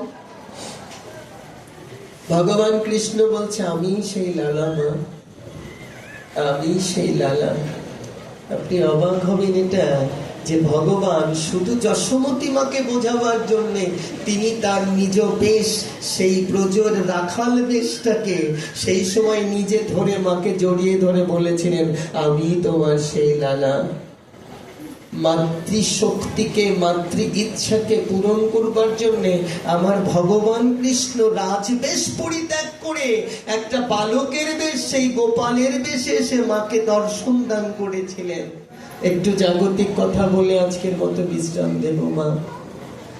আপনি অবাক হবেন, আমাদের দেশের অত্যন্ত বিদগ্ধ, অত্যন্ত সাধক, অত্যন্ত পণ্ডিত একজন পাঠক বিল্লমঙ্গল দাস বাবাজি, তাকে এখান থেকে প্রণাম জানাচ্ছি। তিনি যেখানে আছেন যেন প্রণাম গ্রহণ করেন। তার মুখাশ্রিত একটা গল্প, ছোট্ট গল্প, সেটা হচ্ছে তিনি বলেছিলেন আজকে আমরা বড় নিষ্ঠুর হয়েছি। কলকাতায় একটা মা তাকে বাইরে বের করে পাইপ দিয়ে স্নান করাচ্ছে ছেলে। জলের পাইপ আছে না মা, পাইপ দিয়ে ছেলে স্নান করাচ্ছে কেন? মায়ের সারা গায়ে মল লেগে আছে, পায়খানা করে প্রস্রাব করে সারা গায়ে মেখেছে, তাই বাইরে দান করে পাইপ দিয়ে স্নান করাচ্ছে। আমি আপনাদের শুধু একটা কথা বলতে চাই, সেটা হচ্ছে যার যার মা আছে, যার যার বাবা আছে, যাদের আছে একদিন থাকবে না। আমি আপনাদেরকে শ্রাবণ মাসে শিবের পুজো করতে বললাম না? শ্রাবণ মাসে আপনারা এই দিয়ে শিবের অর্চনা করবেন। বাবা মা হচ্ছে সারা জীবনের শিক্ষক। আপনি শ্রাবণ মাসে আখের রস দিয়ে শিবকে স্নান করালে সেই শিব আপনাকে কৃপা দান করবে। জব দিয়ে স্নান করালে শিব কৃপা দান করবে। আর গুড়ের রস দিয়ে গুড়ের জল দিয়ে স্নান করালে শিব কৃপা দান করবে। আর ঘরের শিবকে শুধু একবার চরণ দুখানি জড়িয়ে ধরবেন, কোনো কিছু দিতে হবে না, এমনিতেই তিনি কৃপা দান করে দেবেন। কিচ্ছু দিতে হবে না, শুধু হাসি মুখে জড়িয়ে ধরে বলবেন, মা বাবা তুমি ভালো আছো, কিচ্ছু দিতে হবে না। যে হারিয়ে ফেলেছে সে জানে, যাদের নেই সে জানে, যার আছে সে জানে না, যত্ন করলো না। যে ঘরে বাবা মায়ের সেবা হয় সেই ঘরে কোনোদিন অভাব আসতে পারে না। কোন পুত্র যদি মৃত্যু শয্যায় দাঁড়ায়, একজনই শুধু গিয়ে জড়িয়ে ধরে বলে, আমি আছি না, ভয় নেই। সর্বশ্রেষ্ঠ বিপদে আপনি দাঁড়াবেন, ভগবান শিবের কাছে আপনার মা দিয়ে কান্না করবে, আমাকে মৃত্যু দাও, আমার সন্তানকে ভালো রাখো। এই জগতে পিতা মাতার চেয়ে বড় কোনো দেবতা হয় না। এই কথাটা বললেই অনেকের আঘাত লাগে, তাহলে কি গোবিন্দ ভজন করতে নিষেধ করছো? না গো, আমি বলতে চাই তোমরা বাবা মাকে ভজন করো, ওই ভজনের পরে সময় পেয়ে গোবিন্দকে ভজন করো। গোবিন্দ ভজন করতে গিয়ে কেউ পিতা মাতাকে অবজ্ঞা করো না, এইটা আমার মেসেজ। আর এই মেসেজটাকে ভুল প্রমাণিত করে ভুল কথা বলতে আমাকে বলে আমি নাকি বলি বাবা মা ভজন করলে গোবিন্দ লাগে না। না, যদি ঘরে পিতা মাতা কাঁদে তুমি গোবিন্দ ভজন করবে কার জন্য? না, যে ঘরে মা কাঁদে, যে ঘরে বাবা কাঁদে, তুমি কার ভজন করবে বলো? একটা ছেলে মারা যাবে, ক্যান্সার হয়েছে, একটা পাগল রাস্তার মোড়ে বসে থাকে, রোজ ছেলেটাকে নিয়ে যায় আর আসে, বাবা মা কাঁদে, ছেলেটাকে নিয়ে যায় আসে আর কাঁদে। একদিন ওই পাগল, উলঙ্গ পাগল ডেকে বলছে, শোন আমার, শোন না। ওই পাগল উলঙ্গ ভয়ে মা যেতে চায়নি, বাবা বলছে চলো না যায়। ও পাগল তো কি হয়েছে, ডাকছে যখন, কারোর সাথে কথা বলে না, আমাদের ডেকেছে আমরা যাই। ওই পাগলের কাছে বাবা মা গিয়ে দাঁড়িয়েছে, বলছে কাঁদছিস কেন তোরা? বলছে আমার একমাত্র পুত্র, একমাত্র পুত্র ক্যান্সার রোগে মারা যাচ্ছে, আমরা কিছু করতে পারছি। পাগল বলছে কি জানো, একজন মরে গেলে একজন বাঁচে, যেই বলেছে একজন মরলে একজন বাঁচে। জনম দুঃখিনী মা দৌড়ে গিয়ে পাগলের চরণ দুঃখিনী জড়িয়ে ধরে বলছে, পাগল আমাকে মেরে দাও, আমার সন্তানটাকে বাঁচি। স্বামী দৌড়ে গিয়ে স্ত্রীর হাত ছাড়িয়ে বলছে, কেন গো, তুমি কি পুত্রকে ভালোবাসো, আমি বাসি না, আমাকে মরতে দাও, আমার ছেলেকে বাঁচিয়ে দাও, আমাকে মৃত্যু দান করো। দুজন যখন টানাটানি করছে, পাগল তখন দেখে বলছে, ওরে কাউকে মরতে হবে না, মা বাবার চোখের জল দিয়ে ঈশ্বর ফিরিয়ে দিতে পারে না রে, তোরা গোবিন্দ ভজন কর আর এই সন্তান ভালো হয়ে যাবে। বৈষ্ণবের চরণে পড়ে যদি কেউ কাঁদে রে মা, মরা ছেলেও ভালো হয়, তার অসংখ্য প্রমাণ আছে। বৈষ্ণবের চরণ বড় কৃপার চরণ। এই জন্যেই বাবা মাকে যারা ভজন করে তারা বৈষ্ণবের কৃপা পায়, আর বৈষ্ণব যাকে কৃপা করে তারা গোবিন্দের কৃপা।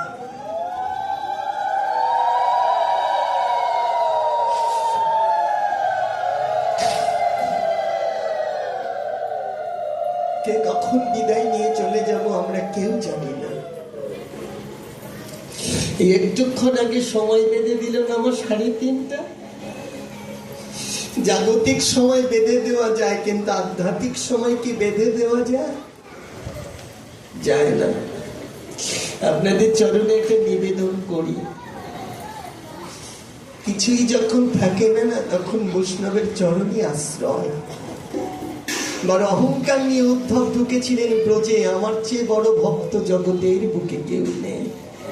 যখন একে একে সব দেখা হয়ে গেল, তখন উদ্ধব রাধারানীর চরণে প্রণাম করে বলেছিল, রাধে, আমাকে এই আশীর্বাদ দান করো। আশীর্বাদ চাওয়ার ক্ষমতাও রাখি না, এই আশীর্বাদ দান করো আমি যেন একদিন ব্রজের ঘাস হয়ে জন্মাতে পারি। কেন? কারণ তোমাদের মতো কৃষ্ণ প্রেম যাদের মধ্যে আছে, তাদের চরণ যদি আমার বক্ষের ওপর দিয়ে যায়, তাহলে আমি বৈষ্ণবের চরণ ধুলি পাবো, বক্ষ আমার ধন্য হয়ে যাবে। বৈষ্ণবের প্রেম বড় মারাত্মক প্রেম। এক ভক্ত, তিনি আর কিছু করতে পারেন না। সকালবেলা ঘুম থেকে ওঠেন, ঘুম থেকে উঠে গোবিন্দের ঘরে ঢুকে যান, স্নান টান কিছু করেন না, ওভাবেই ঘরে ঢুকেন। তো ঘরে ঢুকে দরজা বন্ধ করে দিয়ে ঘরের মধ্যে থাকেন, আর তিনি বলেন, হে গোবিন্দ, আমি তো তোমার সেবা পুজো জানি না, আমি এই তো ঘরে ঢুকেছি, দরজা বন্ধ করেছি, সারাদিন ব্যবসা করব, তো তোমাকে এই যে একটুখানি প্রসাদ দিলাম, এই প্রসাদটুকু তুমি গ্রহণ করো, আর সারাদিন তুমি এই প্রসাদটাই পেও, একটুখানি ঢেকে রেখে গেলাম, এটাই তুমি পেও, আমার তো আর নতুন করে এসে দেওয়া সম্ভব না, সারাদিন ব্যবসা করি।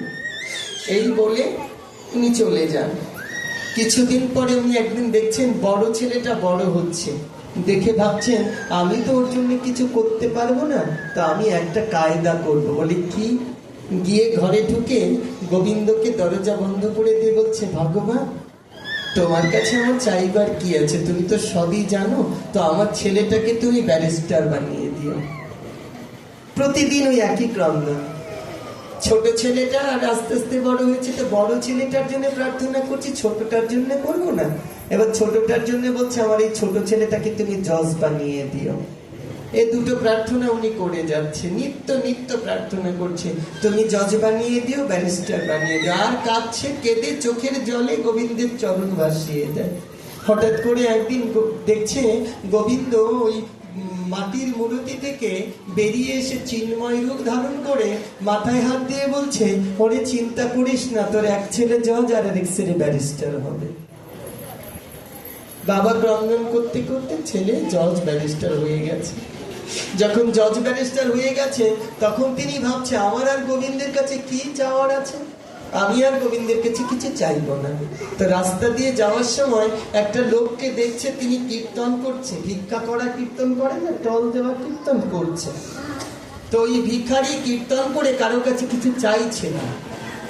তো ওই ব্যবসায়ী, উনি বড়লোক ব্যবসায়ী হয়ে গেছে, যেই ওই ভিখারি কীর্তন করছে, কীর্তন করে চলে যাচ্ছে, উনি পকেটে হাত দিতে দিতে কীর্তন করে চলে যাচ্ছে। ডেকে জিজ্ঞেস, দাঁড়াও বাবা, ফিরে এসছে, তুমি যে কীর্তন করলে, তুমি তো কিছু চাইলে না, কিছু নিলে না। তিনি কি বললো জানেন না? বললো, আমি তো চেয়ে কারো কাছে কিছু নেই না, আমাকে যদি ইচ্ছা করে কেউ কিছু দেয় তবে তাই নেই, আমি তো চেয়ে কিছু নেই না। তো ওনাকে ঘুরিয়ে বললো, এই যে আজকে টাকা দিলাম, এই টাকাগুলো নিয়ে তুমি সেবা করবে, 1 মাস তোমার সেবা করতে যা লাগে আমি তোমায় দিচ্ছি, যদি কম হয় তো আরো চেয়ে নাও। উনি ওই টাকাগুলো দেখে ওনাকে ফেরত দিয়ে দিলেন, দেখে ফেরত দিলেন, নিলেন না টাকাটা। এখন ওই বৈষ্ণবের সাথে সাথে পেছন পেছন গিয়েছেন, গিয়ে বলছে, তুমি আমার টাকাটা নিলে না কেন, তুমি আমার টাকাটা কেন নিচ্ছ না? বলছে, দেখুন, আপনি এই টাকাটা আমাকে দিয়েছেন অহংকারের সাথে, 1 মাস ধরে যেন আমি খেতে পারি, এই অহংকারের সাথে আপনি আমাকে দিয়েছেন। অহংকারীর ধন কখনো গোবিন্দ নেয় না। তিনি মনে মনে ভেবেছেন, আমি তো অহংকারের সাথে দিয়েছি বলে এ ধন নেয়নি, তাহলে আমার এই 60-70 বছর ধরে আমি যত কিছু গোবিন্দকে দিয়েছি, গোবিন্দ আমার কোনোদিন কোনো প্রসাদ গ্রহণ। দৌড়ে গিয়ে ওই বৈষ্ণবের চরণ দুখানি জড়িয়ে ধরে বলছে, বলো না গো, কি করলে আমার গোবিন্দ এই বাকি জীবনটা আমার প্রসাদটা গ্রহণ করবে? বলো না, তুমি কি করলে আমার গোবিন্দ গ্রহণ করবে? তৎক্ষণাৎ উনি বলেছেন, যেখানে বৈষ্ণব দেখিবে সেখানেই চরণ দুখানি জড়িয়ে ধরবে, বৈষ্ণবের চরণ ধুলি পেতে পেতে একদিন গোবিন্দ তোমাকে কৃপা দান করে দেবে।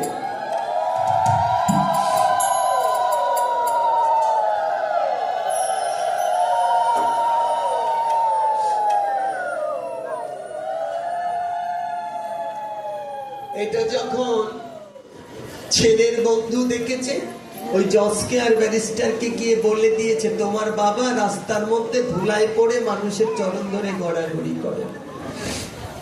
সন্ধ্যাবেলা ছেলে দুটো ঘরে এসে বলছে বাবা একটু বসার ঘরে এসো, কথা আছে। আর নমনীয়তা নেই, গরম হয়ে বলছে বসার ঘরে এসো, কথা আছে। তো বাবা গিয়ে দাঁড়ালেন, তোমার কি মনে হয় না আমাদের সম্মান আছে? তোমার কি এটা মনে হয় না আমাদের সম্মান আছে? বলছে কেন রে খোকা, কি করেছি? বলে যেখানে সেখানে রাস্তাঘাটে যার তার চরণ জড়িয়ে ধরে গড়াগড়ি করো, আমাদের তো মান সম্মান চলে যায়। কেন তুমি এটা করো, আর করবে না? উনি বলছেন না, আর কোনোদিন করবো না, কথা দিলাম খোকা, আর কোনোদিন করবো না। তোদের যখন মান চলে যায় বৈষ্ণবের চরণ ধরলে, আর কোনোদিন বৈষ্ণবের চরণ ধরলে। তবে কি জানিস খোকা, এই 15-20 দিনের মধ্যে জীবনের শেষ বৈষ্ণব সেবাটা দেব, আর কোনোদিন বৈষ্ণবের সেবাও দেব না।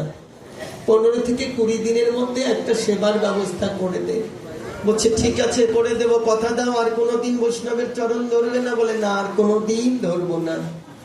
তবে তোরা কি করবি জানিস খোকা, যেই রাস্তা দিয়ে বৈষ্ণব ঢুকবে সেই রাস্তায় একটা বড় গেট করে দিবি।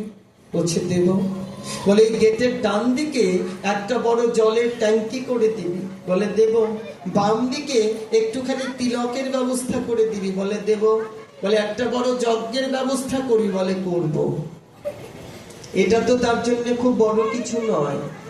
একজন ব্যারিস্টার, একজন জজ, বাবা বড় বিজনেসম্যান, সমস্ত আয়োজন করেছে। বলছে আমি আর কোনোদিন করব না, এই 15-20 দিন শুধু আমি নিমন্ত্রণ করব, কথা দিলাম কারো পায়ে হাত দেব না। 15-20 দিন ধরে নিমন্ত্রণ করেছে সমস্ত বৈষ্ণবদের। কি বলে নিমন্ত্রণ করেছে জানেন? বলেছে আমি আর জীবনে কোনোদিন বৈষ্ণব সেবা দেব না, আমার জীবনের শেষ বৈষ্ণব সেবা, আমার জীবনের শেষ বৈষ্ণব সেবা, আমি আর কোনোদিন বৈষ্ণব সেবা দেব না। এই বলে বলে সকলকে নিমন্ত্রণ করেছে। 20 দিনের দিন দেখছে সমস্ত বৈষ্ণব আসছে। ওই বৃদ্ধ পিতা যেখানে জল রাখা হয়েছে সেখানে দাঁড়িয়ে সমস্ত বৈষ্ণবের চরণ ধৌত করে দিচ্ছে। ছেলে দুটো পেছনে দাঁড়িয়ে আছে আর দেখছে আমার বাবা সমস্ত বৈষ্ণবের চরণ ধৌত করে দিচ্ছে। সাধু মানুষের সন্তান তো মা ক্ষণিক মতিভ্রম হতে পারে, কিন্তু সব সময় হয় না। ওটা দেখে কাঁদছে, আমার বাবা আমাদের জন্ম দিয়েছে, আমরা জজ ব্যারিস্টার হয়েছি, কিন্তু আমাদের কথার চিন্তা না করে যখন চরণ ধৌত করছে, তাহলে ওই বৈষ্ণবের চরণে না জানি কি আছে, বড় কিছু আছে বলেই বৈষ্ণবের চরণে আমার পিতা ওইভাবে চরণ ধৌত করছে। চরণ ধৌত করতে করতে অঝরে কাঁদছে আর জোরহাত করে বলছে আমাকে ক্ষমা করে দেবেন, আর কোনোদিন বৈষ্ণব সেবা দেব না, আজকেই শেষ বৈষ্ণব সেবা। ছেলে দুটো দেখছে, তিলক পরিয়ে দিলেন। বৈষ্ণবরা যখন গিয়ে বললেন, তাদের সকলকে বলেছিল আপনাদের জপের মালাটা আপনারা নিয়ে আসবেন। সমস্ত বৈষ্ণব তাদের জপের মালা নিয়ে এসছে। এবার বলছে বাবারা একটা কাজ তোমরা করো। বলে কি? সকল বৈষ্ণবের কাছে গিয়ে এইভাবে ভিক্ষা চাও, আমরা আর কিছু চাই না, আমাদের নাম ভিক্ষা দাও, তোমাদের জপের মালাটা আমার আঁচলে দিয়ে। একবার তাকিয়ে দেখো না, যখন কেউ এইভাবে ভিক্ষা চায় সেটা সাধারণ কিছু থাকে না। এরকম নিয়ে বলছে তোমাদের নামের মালাটা আমাকে ভিক্ষা। আর পিতা বৈষ্ণবের চরণ ধরে গড়াগড়ি করছে আর বলছে আর কোনোদিন বৈষ্ণব সেবা হবে না, আর কোনোদিন কোন বৈষ্ণবের চরণ জড়িয়ে ধরতে পারবো না, আর কোনোদিন বৈষ্ণবের চরণে পড়ে কাঁদতে পারবো না।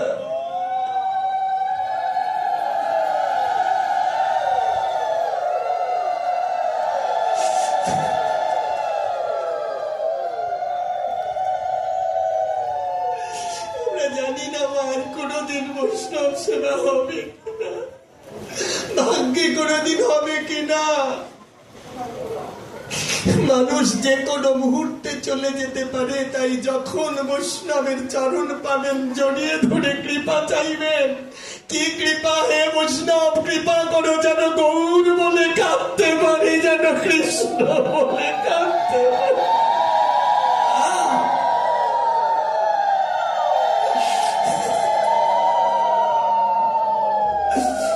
শোনো কৃষ্ণ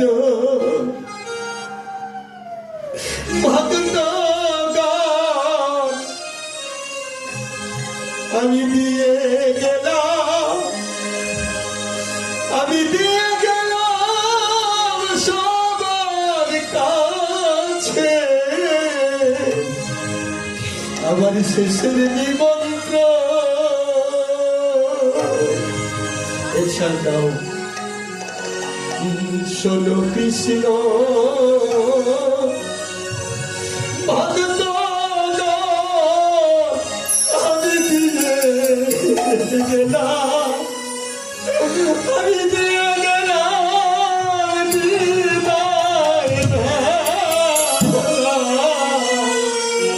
আমার শেষের নিমন্ত্রণ।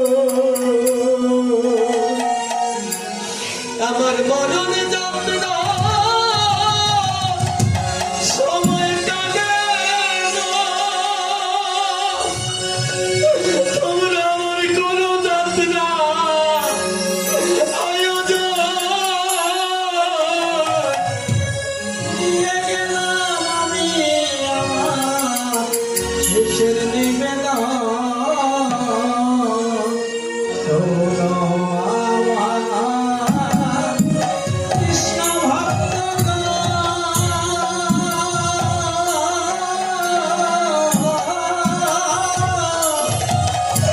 আমি দিয়ে গেলাম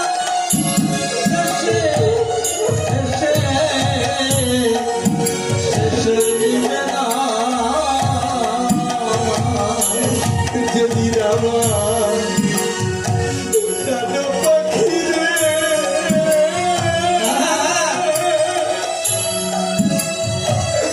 মাগো যাবে খাঁচা, যাবে খাঁচা ছেড়ে,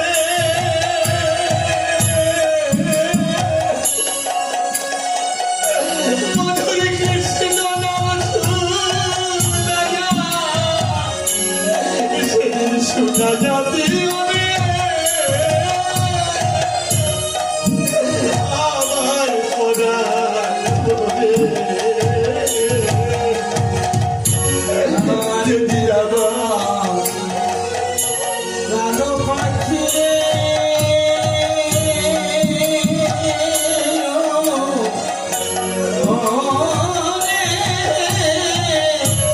যাবে খাঁচা, যাবে খাঁচা ছেড়ে,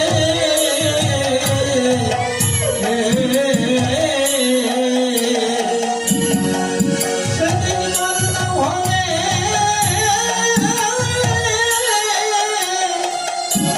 শোনা শোনাইও রে আমার আমার কর্ম ধরে।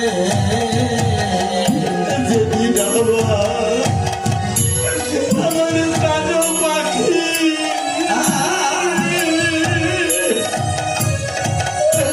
মাগো যাবে, আমি খাঁচা ছেড়ে,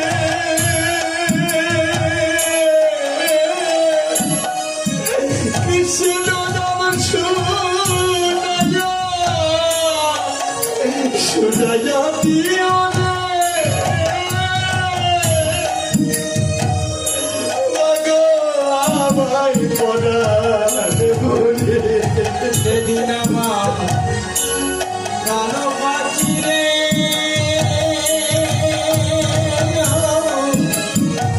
ও রে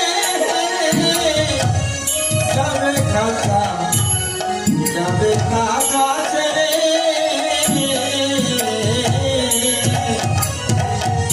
সেদিন কৃষ্ণ নাম শুনাইয়া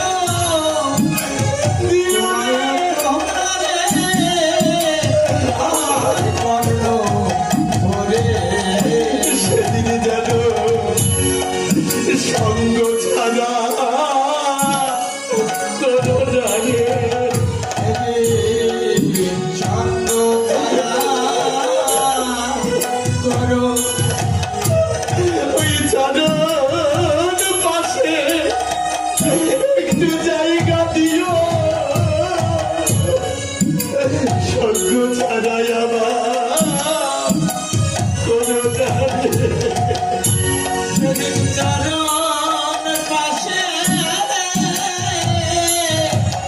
জায়গা দিও, সেদিন চরণ ছাড়া করো আমাদের মতো পাপি নাই রে, জগতে আমার মতো পাপি নাই রে। আমি কৃষ্ণ সেবা নাম বাদি, আমার মতো পাপি নাই রে। আমি কৃষ্ণ সেবা হলাম বাদী, আমার মতো পাপি নাই রে।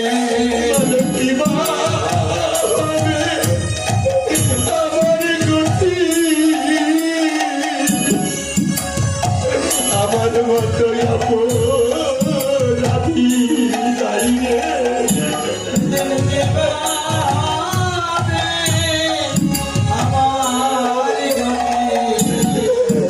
আমার মতো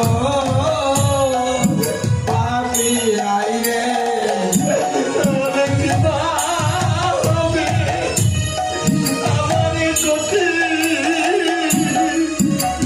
আমার মতো রাধি যাই রে,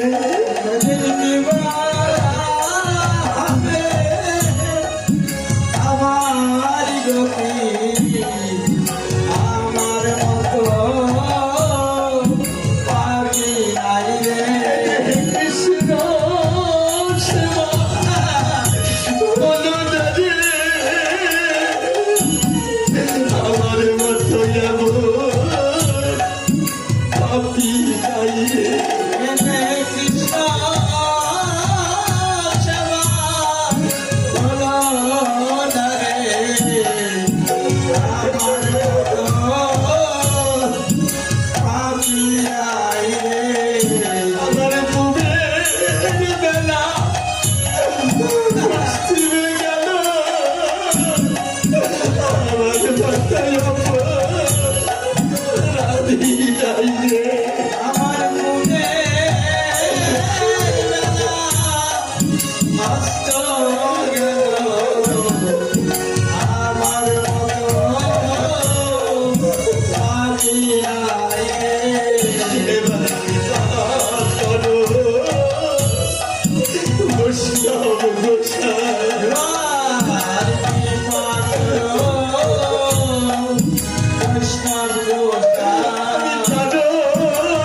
না তুলি পঙ্ক্তি মাখি বৈষ্ণব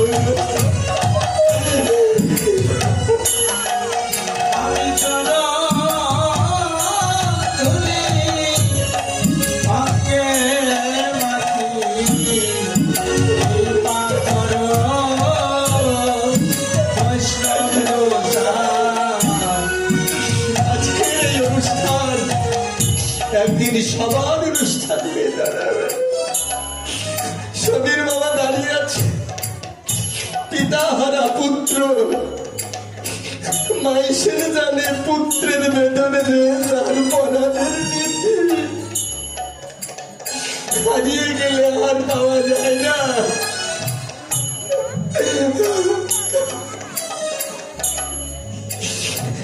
বৈষ্ণবের চরণে আজ এই কামনা করছি, যিনি চলে গেছেন এই জগতের মায়া ছেড়ে,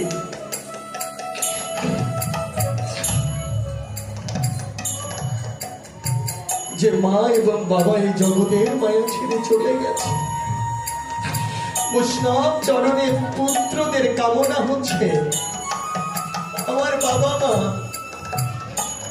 এই জগতে যদি কোনো অন্যায় করে থাকে, কোনো অপরাধ করে থাকে, আমি সেই পুত্রদের পক্ষ থেকে আপনাদের চরণে কামনা করছি, সমস্ত অপরাধ আপনার নিজ গুণে ক্ষমা করে দেবেন। আর সেই গোবিন্দকে ডেকে বলছে, প্রাণনাথ তোমার ওই রানা চরণে যদি কোনো অপরাধ করে থাকে, করে থাকে পিতা যেমন পুত্রের অপরাধ ক্ষমা করে দেন, বন্ধু যেমন বন্ধুর অপরাধ ক্ষমা করে দেন, স্বামী যেমন সহধর্মীর অপরাধ ক্ষমা করে দেন, তেমনি করে তুমি তাদের অপরাধ ক্ষমা করে দেওয়ার ওই যুগল চরণে তাদেরকে ঠাই করে দিও। কারণ আর তুমি স্বর্গে দিও না, কারণ কর্মফল শেষ হলে তাকে এই জগতে আসতে হবে। তুমি তাকে তোমার ওই চরণের ছায়ায় যুগল সেবার অধিকারী করে তুমি তোমার কাছে তাকে ঠাই দিও দাস রূপে, যেন আর কোনোদিন এই জগতে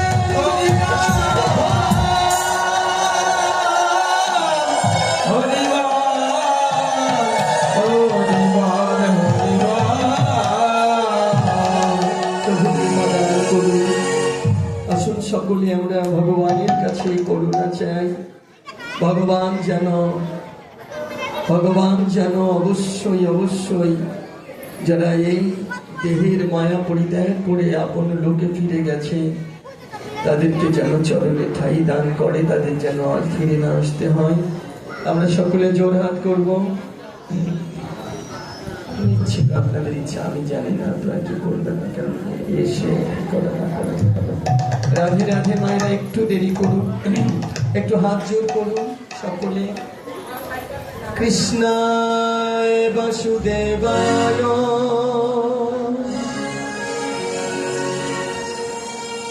হরয়ে পরমাত্মনে প্রণত ক্লেশনাশায় গোবিন্দায় নমো নমো। হরে কৃষ্ণ কৃষ্ণ কৃষ্ণ হরে হরে, হরে রাম রাম রাম হরে হরে। ওম শান্তি ওম শান্তি ওম শান্তি। পৃথিবীর সকল জীব শান্তি লাভ করুক, কেউ যেন দুঃখ ভোগ না করে। আমার একটা বিশেষ অনুরোধ আছে আপনাদের সকলের কাছে, একটা বিশেষ অনুরোধ আছে আপনাদের সকলের কাছে। কারো নিন্দা করবেন না, কোনো জাতি কোনো জীব কারো নিন্দা আপনারা করবেন না, কোনো নিন্দা যেন না শোনেন আপনারা। ভগবান সকল জীবের মধ্যে আছে, সুতরাং কারো নিন্দা কখনো করবেন না। সনাতন শিখিয়েছে প্রেম দিয়ে জয় করতে, নিন্দা করে নয়। কারো সম্পর্ক